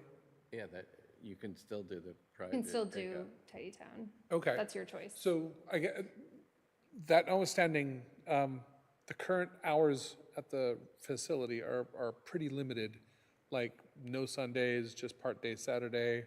So anybody who's working, we're suddenly now funneling a whole ton of people into a very small window. So is the open for drop-off mean that there'll be a conversation that it'll stay open for hours that are more supportive? Certainly, their hours that are open would be part of the negotiation, but I don't know that we anticipate so many more people coming. I'm not sure that that's Okay. accurate. I think folks who do use Tidy Town, they'll have to do their own cost-benefit analysis, but might continue to do Tidy Town or another curbside service. Okay, thank you. Any other questions on? I had more questions. So my observation wasn't just that we underspent in 2024 or 2023, we underspent in 2022 and 2020 and 2019 and 2018, and by amounts varying from $60,000 to $130,000. So we very routinely, on a $700,000 budget, we very routinely are over budgeting by over 10%. So the only exception that I had was the 1 year in 2021, where we came in very, very, very close. So I guess maybe because there's so much change afoot here, we can say we can't look at history as sort of any guide. But is it possible we're overestimating and collecting a significant amount of additional cash as part of the budget? Or do we think that that changes under the new? No. It's not possible that the revenue has an impact on what we spend or don't spend related to Harvey's, or Okay. related to our landfill budget, because with the revenues just reduce the entire levy and they don't have a direct effect on a specific budget. It is, the timing, this is another reason why a multi-year contract is preferable, because the timing of that negotiation often happens after town meeting. So we budget based on an original estimate, and then we don't identify the actual amounts until after town meeting. So that could be a part of it. Again, I mentioned, I think, the estimating based on the 5,000 tons, it has come down since, and so we need to look at the 5-year average. Sure, but it still seems like we're over budgeting routinely by tens of thousands of dollars every year. Like just looking at what I did, looking at all the budget books that we have, like I'm saying, that the actual spend was between 60 and 130,000, 130,000 last year. So let's say between 60 and about $90,000, like every year, except one of the 6 years I looked at. Yeah, I'm not sure I can give you a different answer. We budget based on a certain amount of tonnage. We need to review that tonnage, our actual tonnage, in order to put forward a better budget number. So there's no additional information to give you. We budget based on the number that we get from Harvey's. Yep. And the tonnage expected. Okay. So if we have a different number from Harvey's and you look at our average and it's lower, then that would inform our next budget. Okay. Okay. I have one question. So in all these situations, people are gonna have to pay for stickers, correct? And now we're gonna be asking town people that are going there to buy bags as well. Yes. So I thought I heard the intention is the sticker won't be as expensive. Right. So initially we talked about, is there a purpose for the sticker at all? And the answer is you can buy any town's bags anywhere. And so we would need something to identify residency.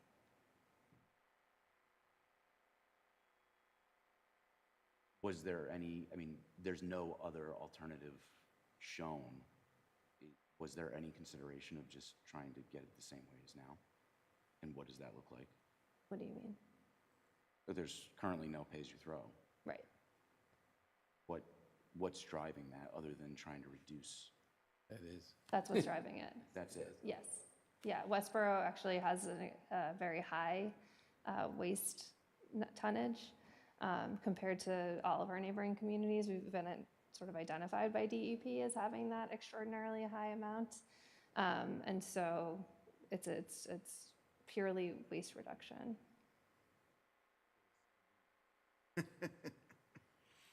And we expect that the usage, the offset to the price of the sticker is going to be made up by the pay-as-you-throw?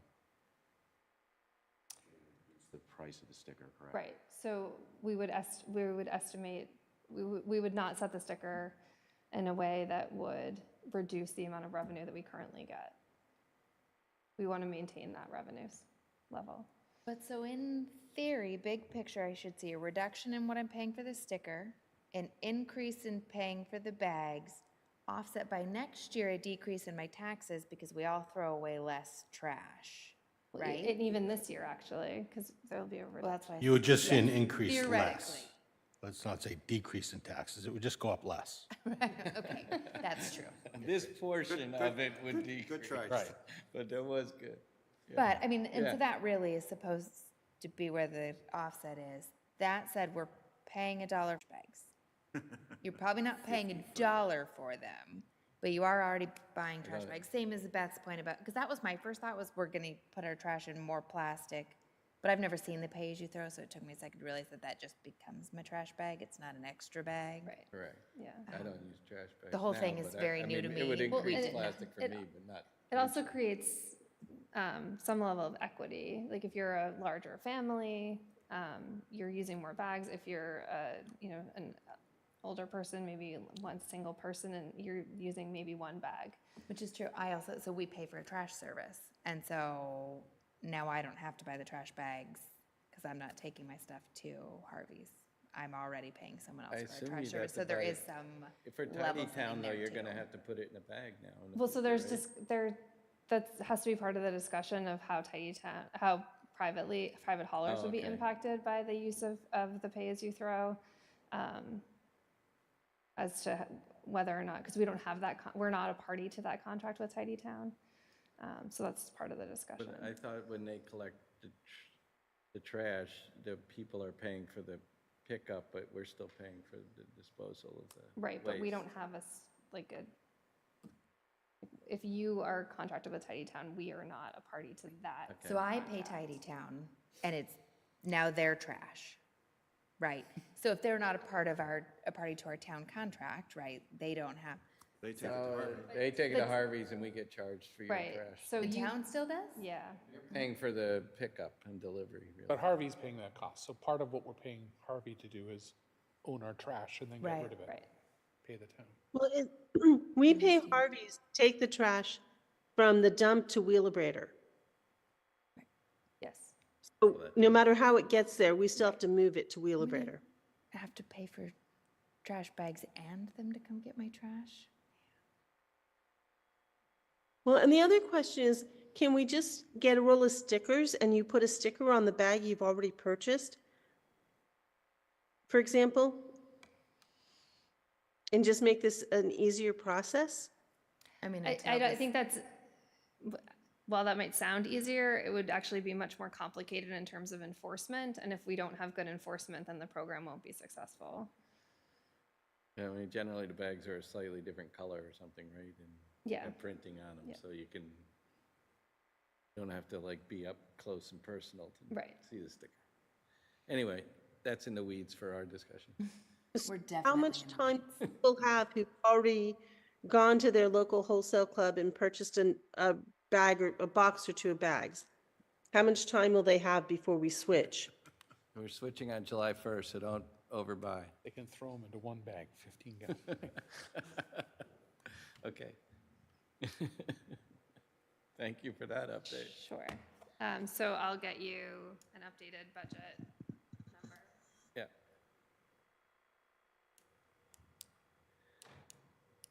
Okay. Okay. So another area was the negotiated contracts for town manager, fire chief, police chief, and I think you wanted John's here. John to speak to that because they actually negotiate those to a large extent. John, now's your time. You have to, come on down. Thanks for sticking around. So I guess just to get everybody up to speed, one of the questions Andrew had was on the increases for some of the top people and how they happened, I guess. John, do you spend more time in this room than your house this week? This week. Thank you. Yeah, Sean Keogh, 5 Yorkshire Circle. Yeah, just talk about the process in general, negotiating process.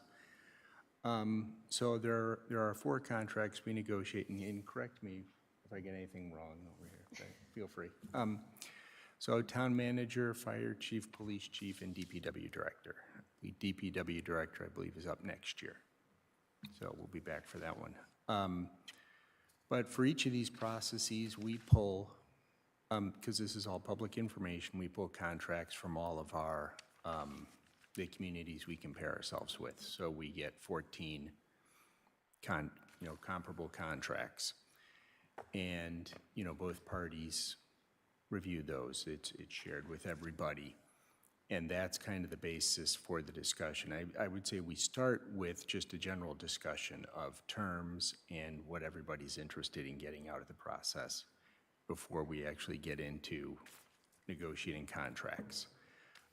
All aspects of the contract are negotiated, not just the salary, but other things that might be contained in that, if there's clothing allowances and things like that for police and fire and DPW.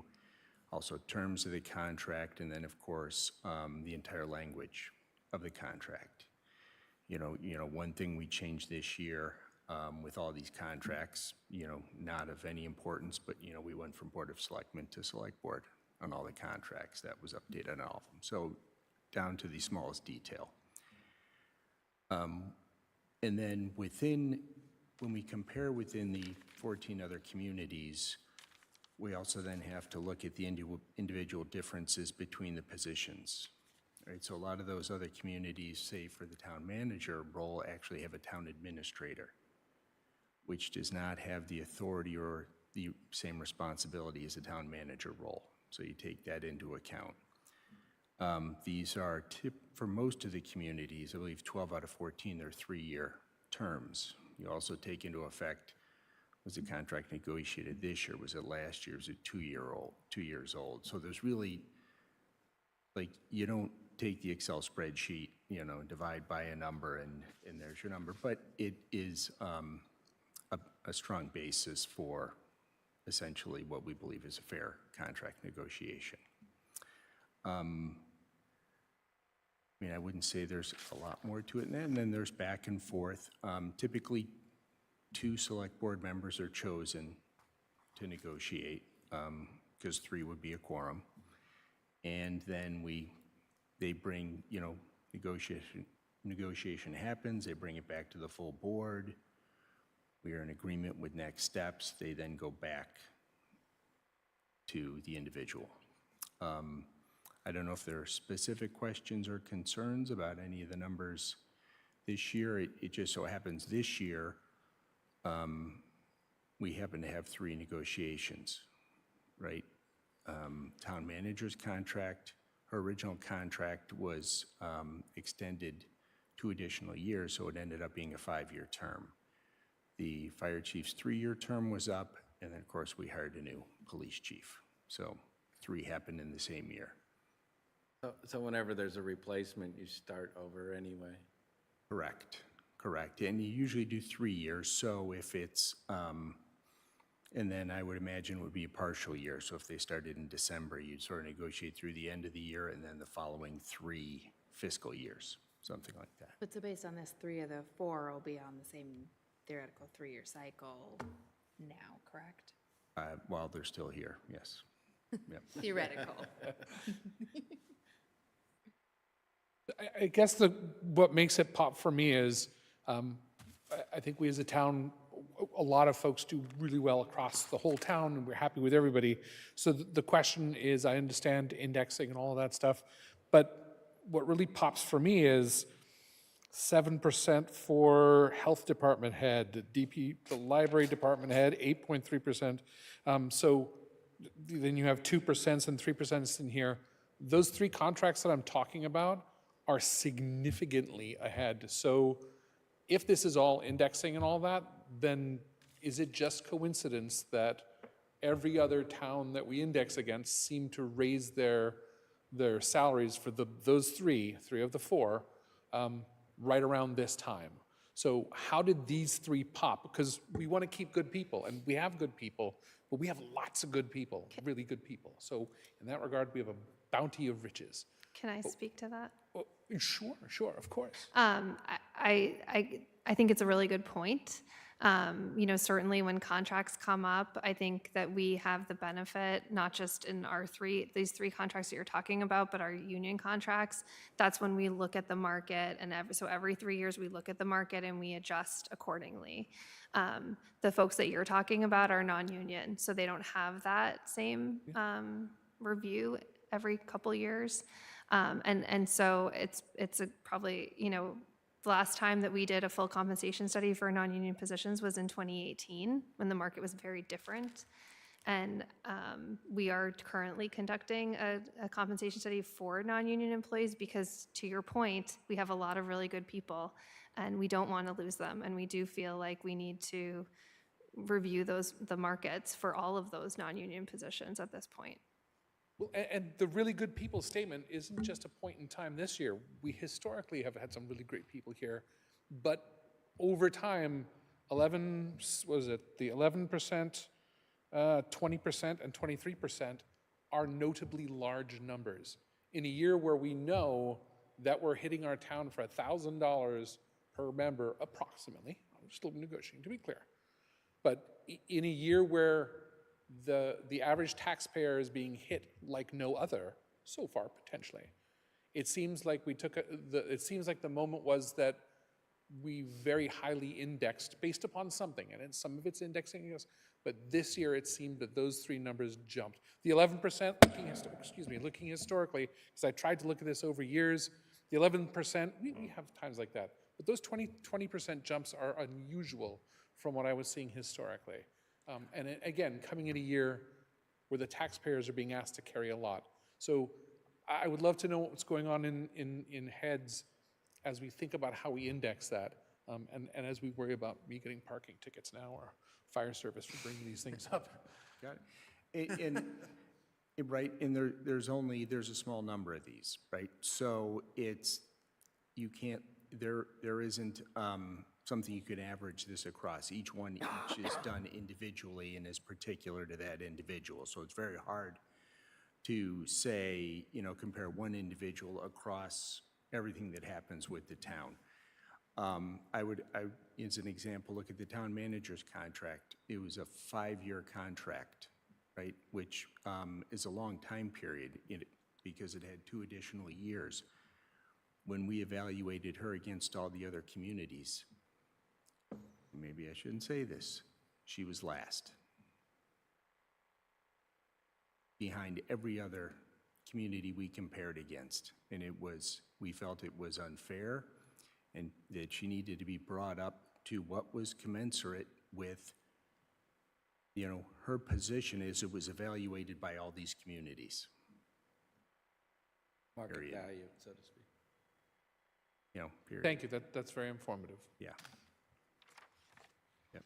And I don't speak for everybody on the board, just one individual, but we're all very comfortable, and I agree with your statement earlier, we're all very happy with these individuals and glad they're here in town. So, any other questions? Good conversation and Thanks informative. for your hard work. And thanks for staying up so late with us. Glad to do it. He's used to it. Okay, I think that might bring a wrap to our questions for tonight. My thought is that on Monday the 11th, not Monday the 4th, we would spend our time going through the budget voting. And Christie can probably come back for that if there are a couple more questions. And that would be it. If you have any questions between now and then, maybe we can get them solved. But I think unless there's something urgent, I would move on to John.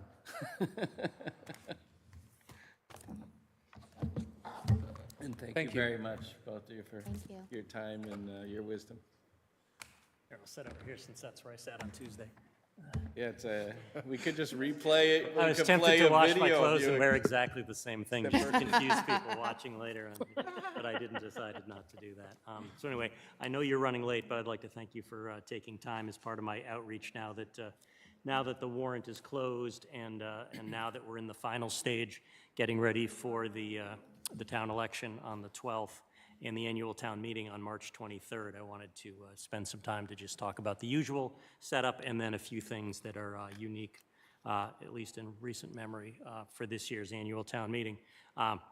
So some of this might be repetition for you or anybody who's watched the selectmen's meeting, but I think it's important to just remind people about things. So first of all, I think this is going to be the 3rd year that the annual town meeting starts on Saturday morning.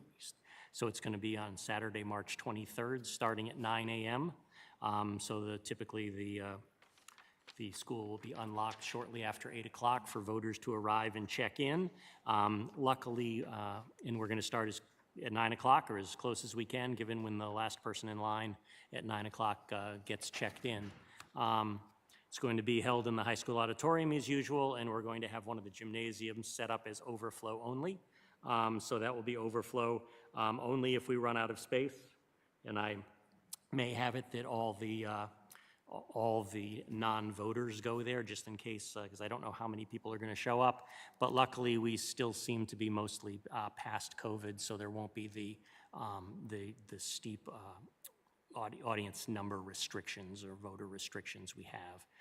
Since everyone sort of seems to be comfortable in the new world, masks will be optional, and I'm not planning on having a masks only section since it hasn't been used really in the past few elections, and I will just ask people who who wear masks to just find a place as comfortable as they can be, and maybe there can be a non-designated, but one where people feel set up. So again, primary seating in the auditorium, only seating in the gymnasium if necessary. We only have allocated money for electronic voting for Saturday because, as we know, it's expensive. And I will also let you know, since I've mentioned, due to my own personal circumstances and being busy this fall and then being busy this spring, I have not had a chance to finish my review of the cheaper electronic voting systems that I was looking at. I've spoken with the moderator and town clerk in Southborough, who on the same day as our town meeting are going to be starting their first town meeting with a different vendor. And so I've had initial conversations with them, and I'm planning to use some time of my own during the spring and summer to learn more about that and involve people from the town's IT and the town clerk and things like that, just to see in the future what the options may be. So anyway, the usual, as we know, we've been somewhat successful. I know it's a long day on Saturday when we start at 9 and go till whenever we stop. The school has been able to arrange that the food vendor will be selling lunch, and so we're going to try to continue our 3-year or so tradition of working through lunch. And just having people leave at their leisure, and hopefully they can schedule around discussions or votes and do that without doing that, because I'm going to ask people, as always, to keep noise down and trash down, to try not to eat in the to have their lunch in the auditorium if they can at all help it. We learned from the first year that we were thinking we were going to do this without a dinner break. Didn't really work, so we ended up having a dinner break, and I expect there'll be a 90 minutes to our dinner break at some point, depending on where we are in particular articles. And I'm also working with a couple of people who've contacted me who are going to try to help me confirm that we'll have babysitting, because I know, especially for younger families, that lack of babysitting is a large barrier to the ability to attend town meeting. And so I've got a couple people who've started conversations to talk to National Honor Society or some Girl Scout troops or whatever to try to have volunteers. I'm hoping to have the hours and the setup for that finalized in time to let the voters know before the meeting.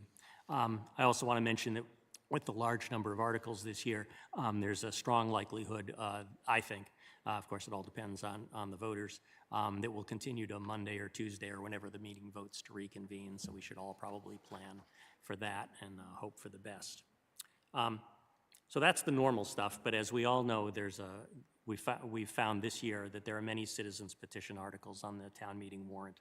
And so I'm going to now, just so it's consistent information, I'm going to beg your indulgence while I just try to read a few pages that sort of guide through what I've learned, the thought process, and what's going on, because I've received numerous questions and comments about this large number of citizens petitions, and people want to know what's going on. So I'm going to take a little time to walk through the process of how things get on the warrant and leading into the current thinking of how I'm planning to handle the articles at the annual town meeting. So first, people have asked me how and why these articles, most of which, 13, I believe, of the 14 citizen petitions are non-binding resolutions. How do they end up on the warrant? And I won't go into all the details, but I want voters to know that the laws regarding the warrant are in Mass General Law, Chapter 39, Section 10. So these aren't town rules, these are state laws about how towns run their town meetings. And here the law seems clear that the select board, quote, shall insert in the warrant for the annual meeting all subjects, the insertion of which shall be requested of them in writing by 10 or more registered voters of the town, unquote.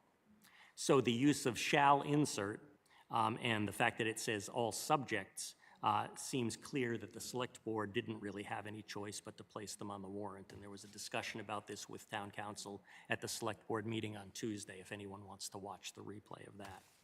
And although I'm not a trained historian, as I thought about this, the approach to the law is probably related to the First Amendment, which reserves the rights of citizens to petition the government for a redress of grievances. So through this lens, it makes sense that citizens can petition the select board to put subjects on the warrant. And at the town meeting, we are the legislature, we are acting as the government. However, I also want to emphasize that almost all of the citizens' petitions are requests for non-binding resolutions, since they're related to actions for which the town meeting does not have the authority to act. For example, my understanding is that the town meeting cannot override federal or state law and cannot compel the select board, school committee, library trustees, et cetera, to take any specific action. So any warrant article that's asking the town meeting to take an action for which it lacks the authority is treated as a non-binding sense of the voters that could inform boards, committees about what the voters at the town meeting think, but can't compel any actions by those boards or committees. So just as I've received multiple questions and comments about how and why these non-binding articles are on the warrant, I've received a number of questions and comments about how and why we're going to handle these articles at the town meeting. A common concern is about the resources, typically time and money, that may be required for the town meeting to address the large number of non-binding issues. This concern is understandable since people are projecting their recent experiences of other articles related to controversial topics, taking 45 minutes to an hour or more for the meeting to deliberate and vote. For 13 articles, there's concern that handling them could add 2 or 3 additional meetings to the meeting, additional evenings to the meeting. Based on these concerns, a number of voters have asked what the process will be and what options voters have with regard to handling these articles. Before people asked of this, I'd already started to think about and research the options the voters have and how I can help the meeting act in its deliberative role as a legislature while recognizing the importance of the town meeting's effectiveness and efficiency. So how can I and how should I help the meeting balance the desires expressed by the petitioners with concerns expressed by other voters? As I've stated, the town meeting is the town's legislature and has limits on its authority. Also, a town meeting is a deliberative body with a focus on discussing and voting on topics for which it does have authority. The town meeting is not the public square, and it is not the primary place for discussing issues that are beyond the town meeting's legislative business. The deeper and more thorough discussions on the topics found in non-binding resolutions are best left for the public square and taken up by the board, committee, or commission that has the authority to act on the topic being discussed. Since the articles are on the warrant, the petitioners have a right to be heard on these non-binding articles. And as a deliberative body, there should be some deliberation of the articles at the town meeting. However, the town meeting may not require the same amount of deliberation on these articles as it does on topics where the town meeting does have the authority, passing budgets, appropriating funds, passing bylaws, etc. Therefore, on behalf of the voters who have asked about the options that are available to them for these articles, my current plan is to present the voters at the annual town meeting with the option of adopting a rule of the meeting to limit debate on any non-binding article that comes before the meeting. To ensure fairness and adequate depth of deliberation discussion, I plan to propose the following, which can be adopted by a 2/3 vote. I plan to move that debate on any article whose subject is a non-binding action of the town meeting be limited to 15 minutes, with the 15 minutes allocated such that voters in favor of the main motion and voters opposed to the main motion are each allocated 7.5 minutes of the total time. If voters accept this motion with a 2/3 vote, I'll follow these rules for any and all articles related to non-binding actions in the following manner. Each of the 7.5-minute blocks may be used as either one 3.5-minute presentation by a group representing the proponent or opponent, respectively, followed by speeches with a maximum time of 2 minutes per speech by a proponent or opponent until the 7.5 minutes is reached. Or if it's decided by the proponents or opponents that there will be no presentation, we will hear speeches by the proponents or opponents with a maximum of 2 minutes per speech by a proponent or opponent again until the 7.5 minutes is reached.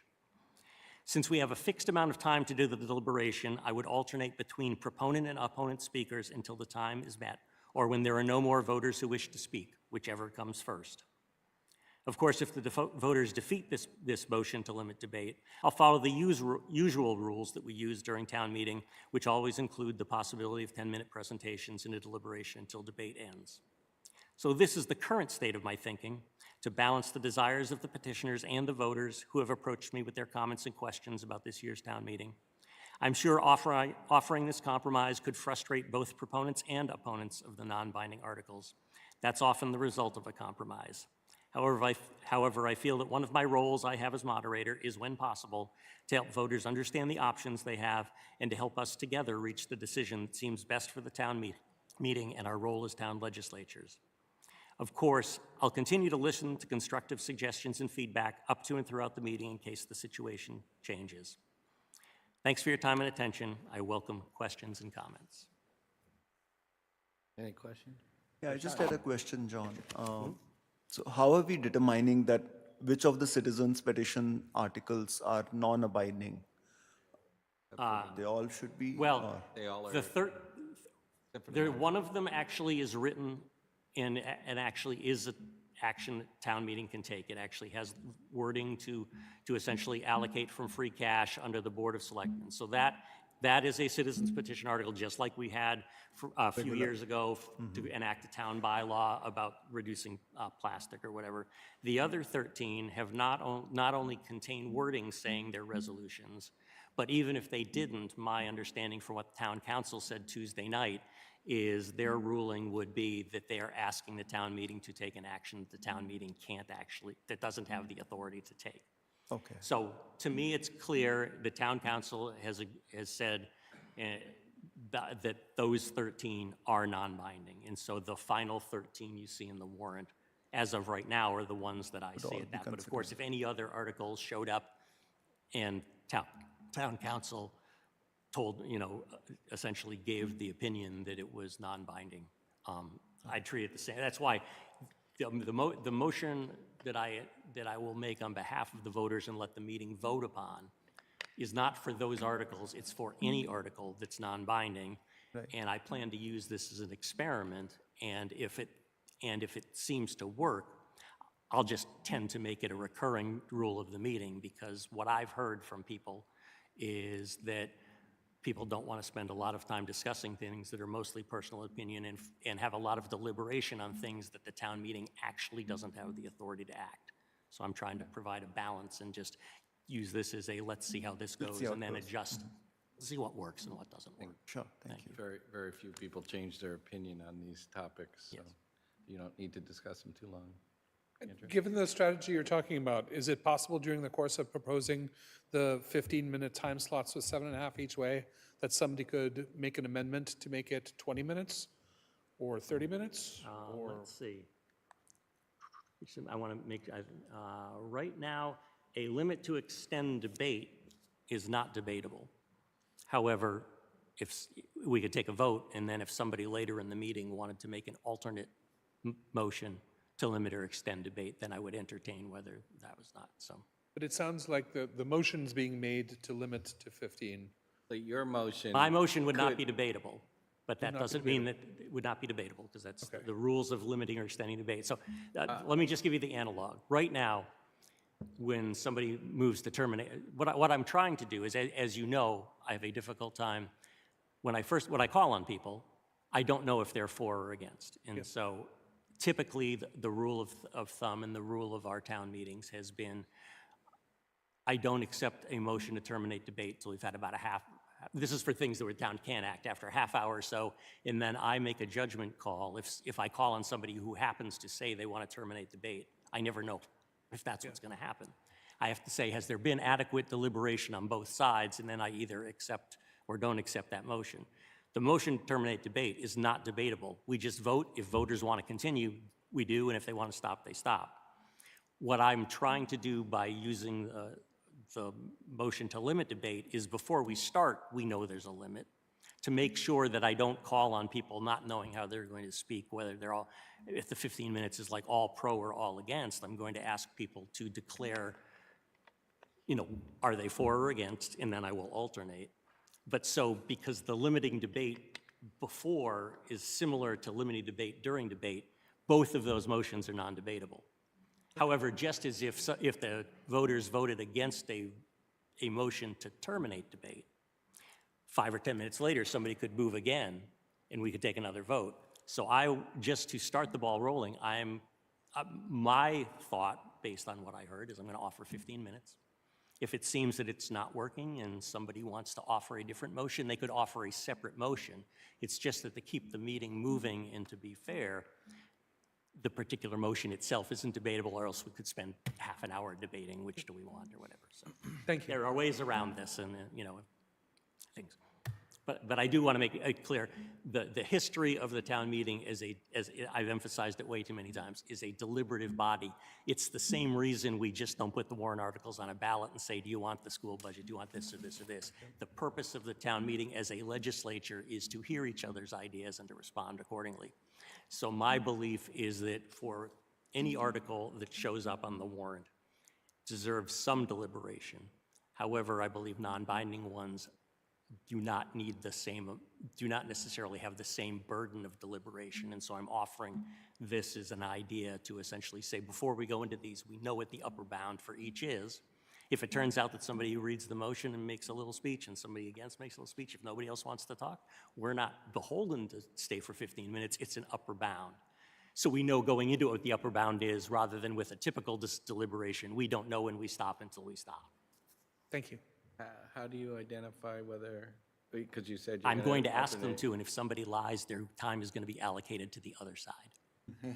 Oh, that's, okay, so, but you kind of said you were going to alternate A, B, A, Yes, B. I'm going to ask, I will start by hearing from the proponent, Yeah. and then I will have either an opponent speak or not, and then once they've spoken, I'll go back, and if somebody lies to me, that time will, So are you going to have like one of those chess timers? I'm trying to find my old chess clock right Yeah, now. because it's like I boom, actually started boom. looking, I Because started it's looking the other sound day, bite. when I was a teenager, I had a chess clock. Yeah. And I'm actually There's a looking for chess it. club in town. I know, Maybe I you can can probably get borrow one. it. If not, yeah, so. Any other questions?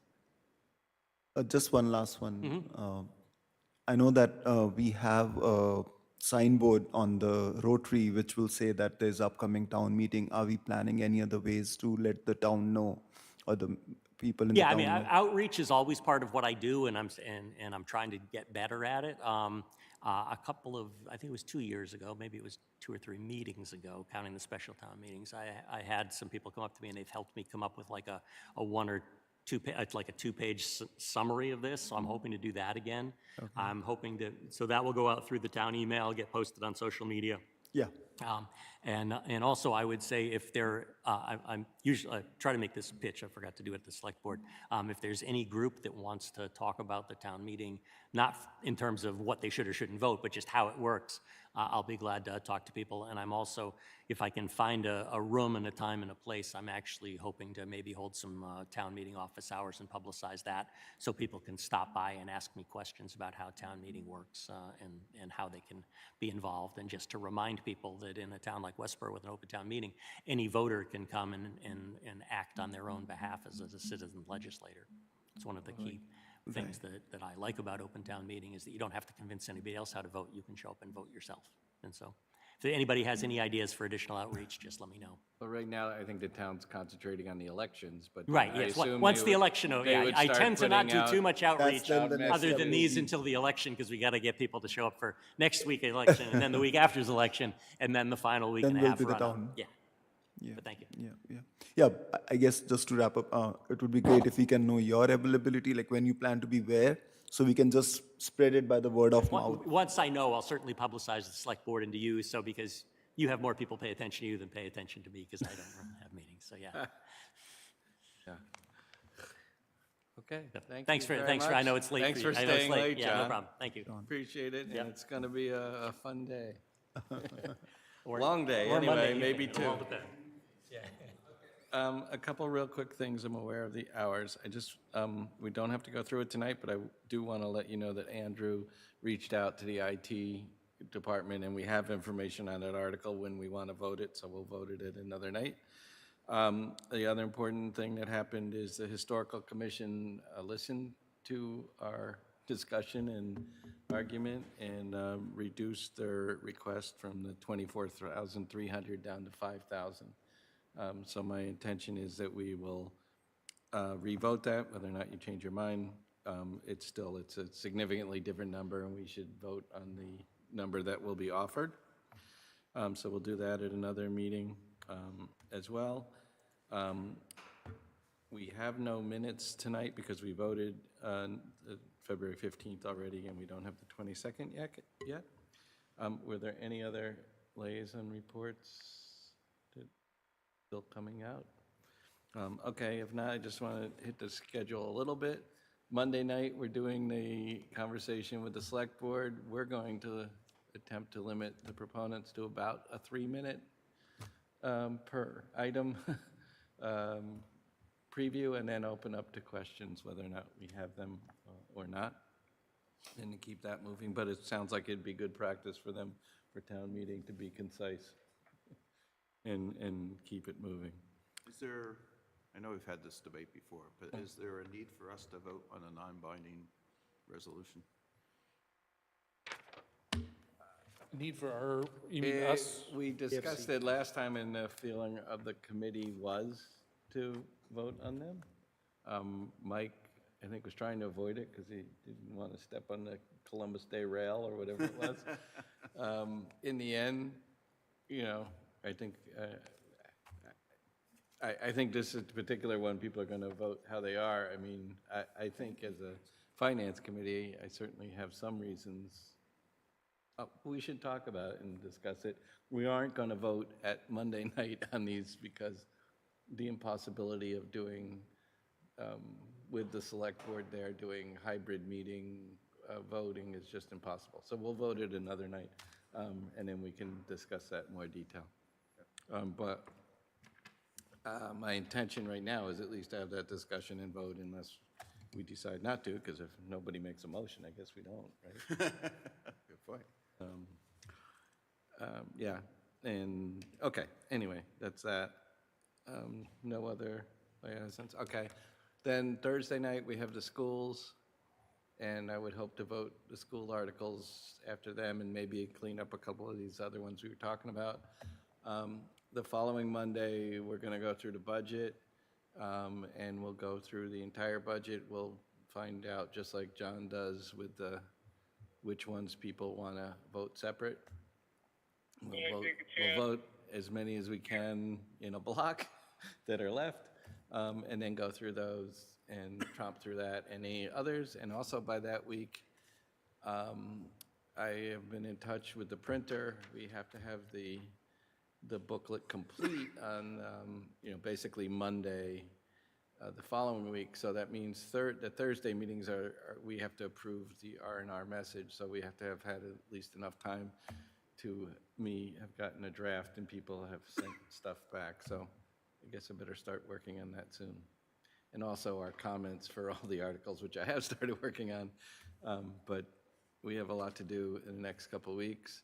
I think once we get past that, depending if there are still articles or reasons to exist, we probably only need one meeting at most in the town meeting week, because there's not that much left to do at that time, right? The book's already done. So hopefully then we'll get a break. But appreciate everybody's efforts, but we still have 2 really busy weeks ahead to get through this and prepare the R&R book. Move to adjourn. Motion to adjourn. Dolan second. Ahuja, yes? Beth? Sorry, unmuting. Blumberg, yes. Bradley, yes. Clap yes. Dolan, yes. Leslie, yes. Stafford, yes. We are adjourned. Thank you, Westborough TV, for the late hour. Good night.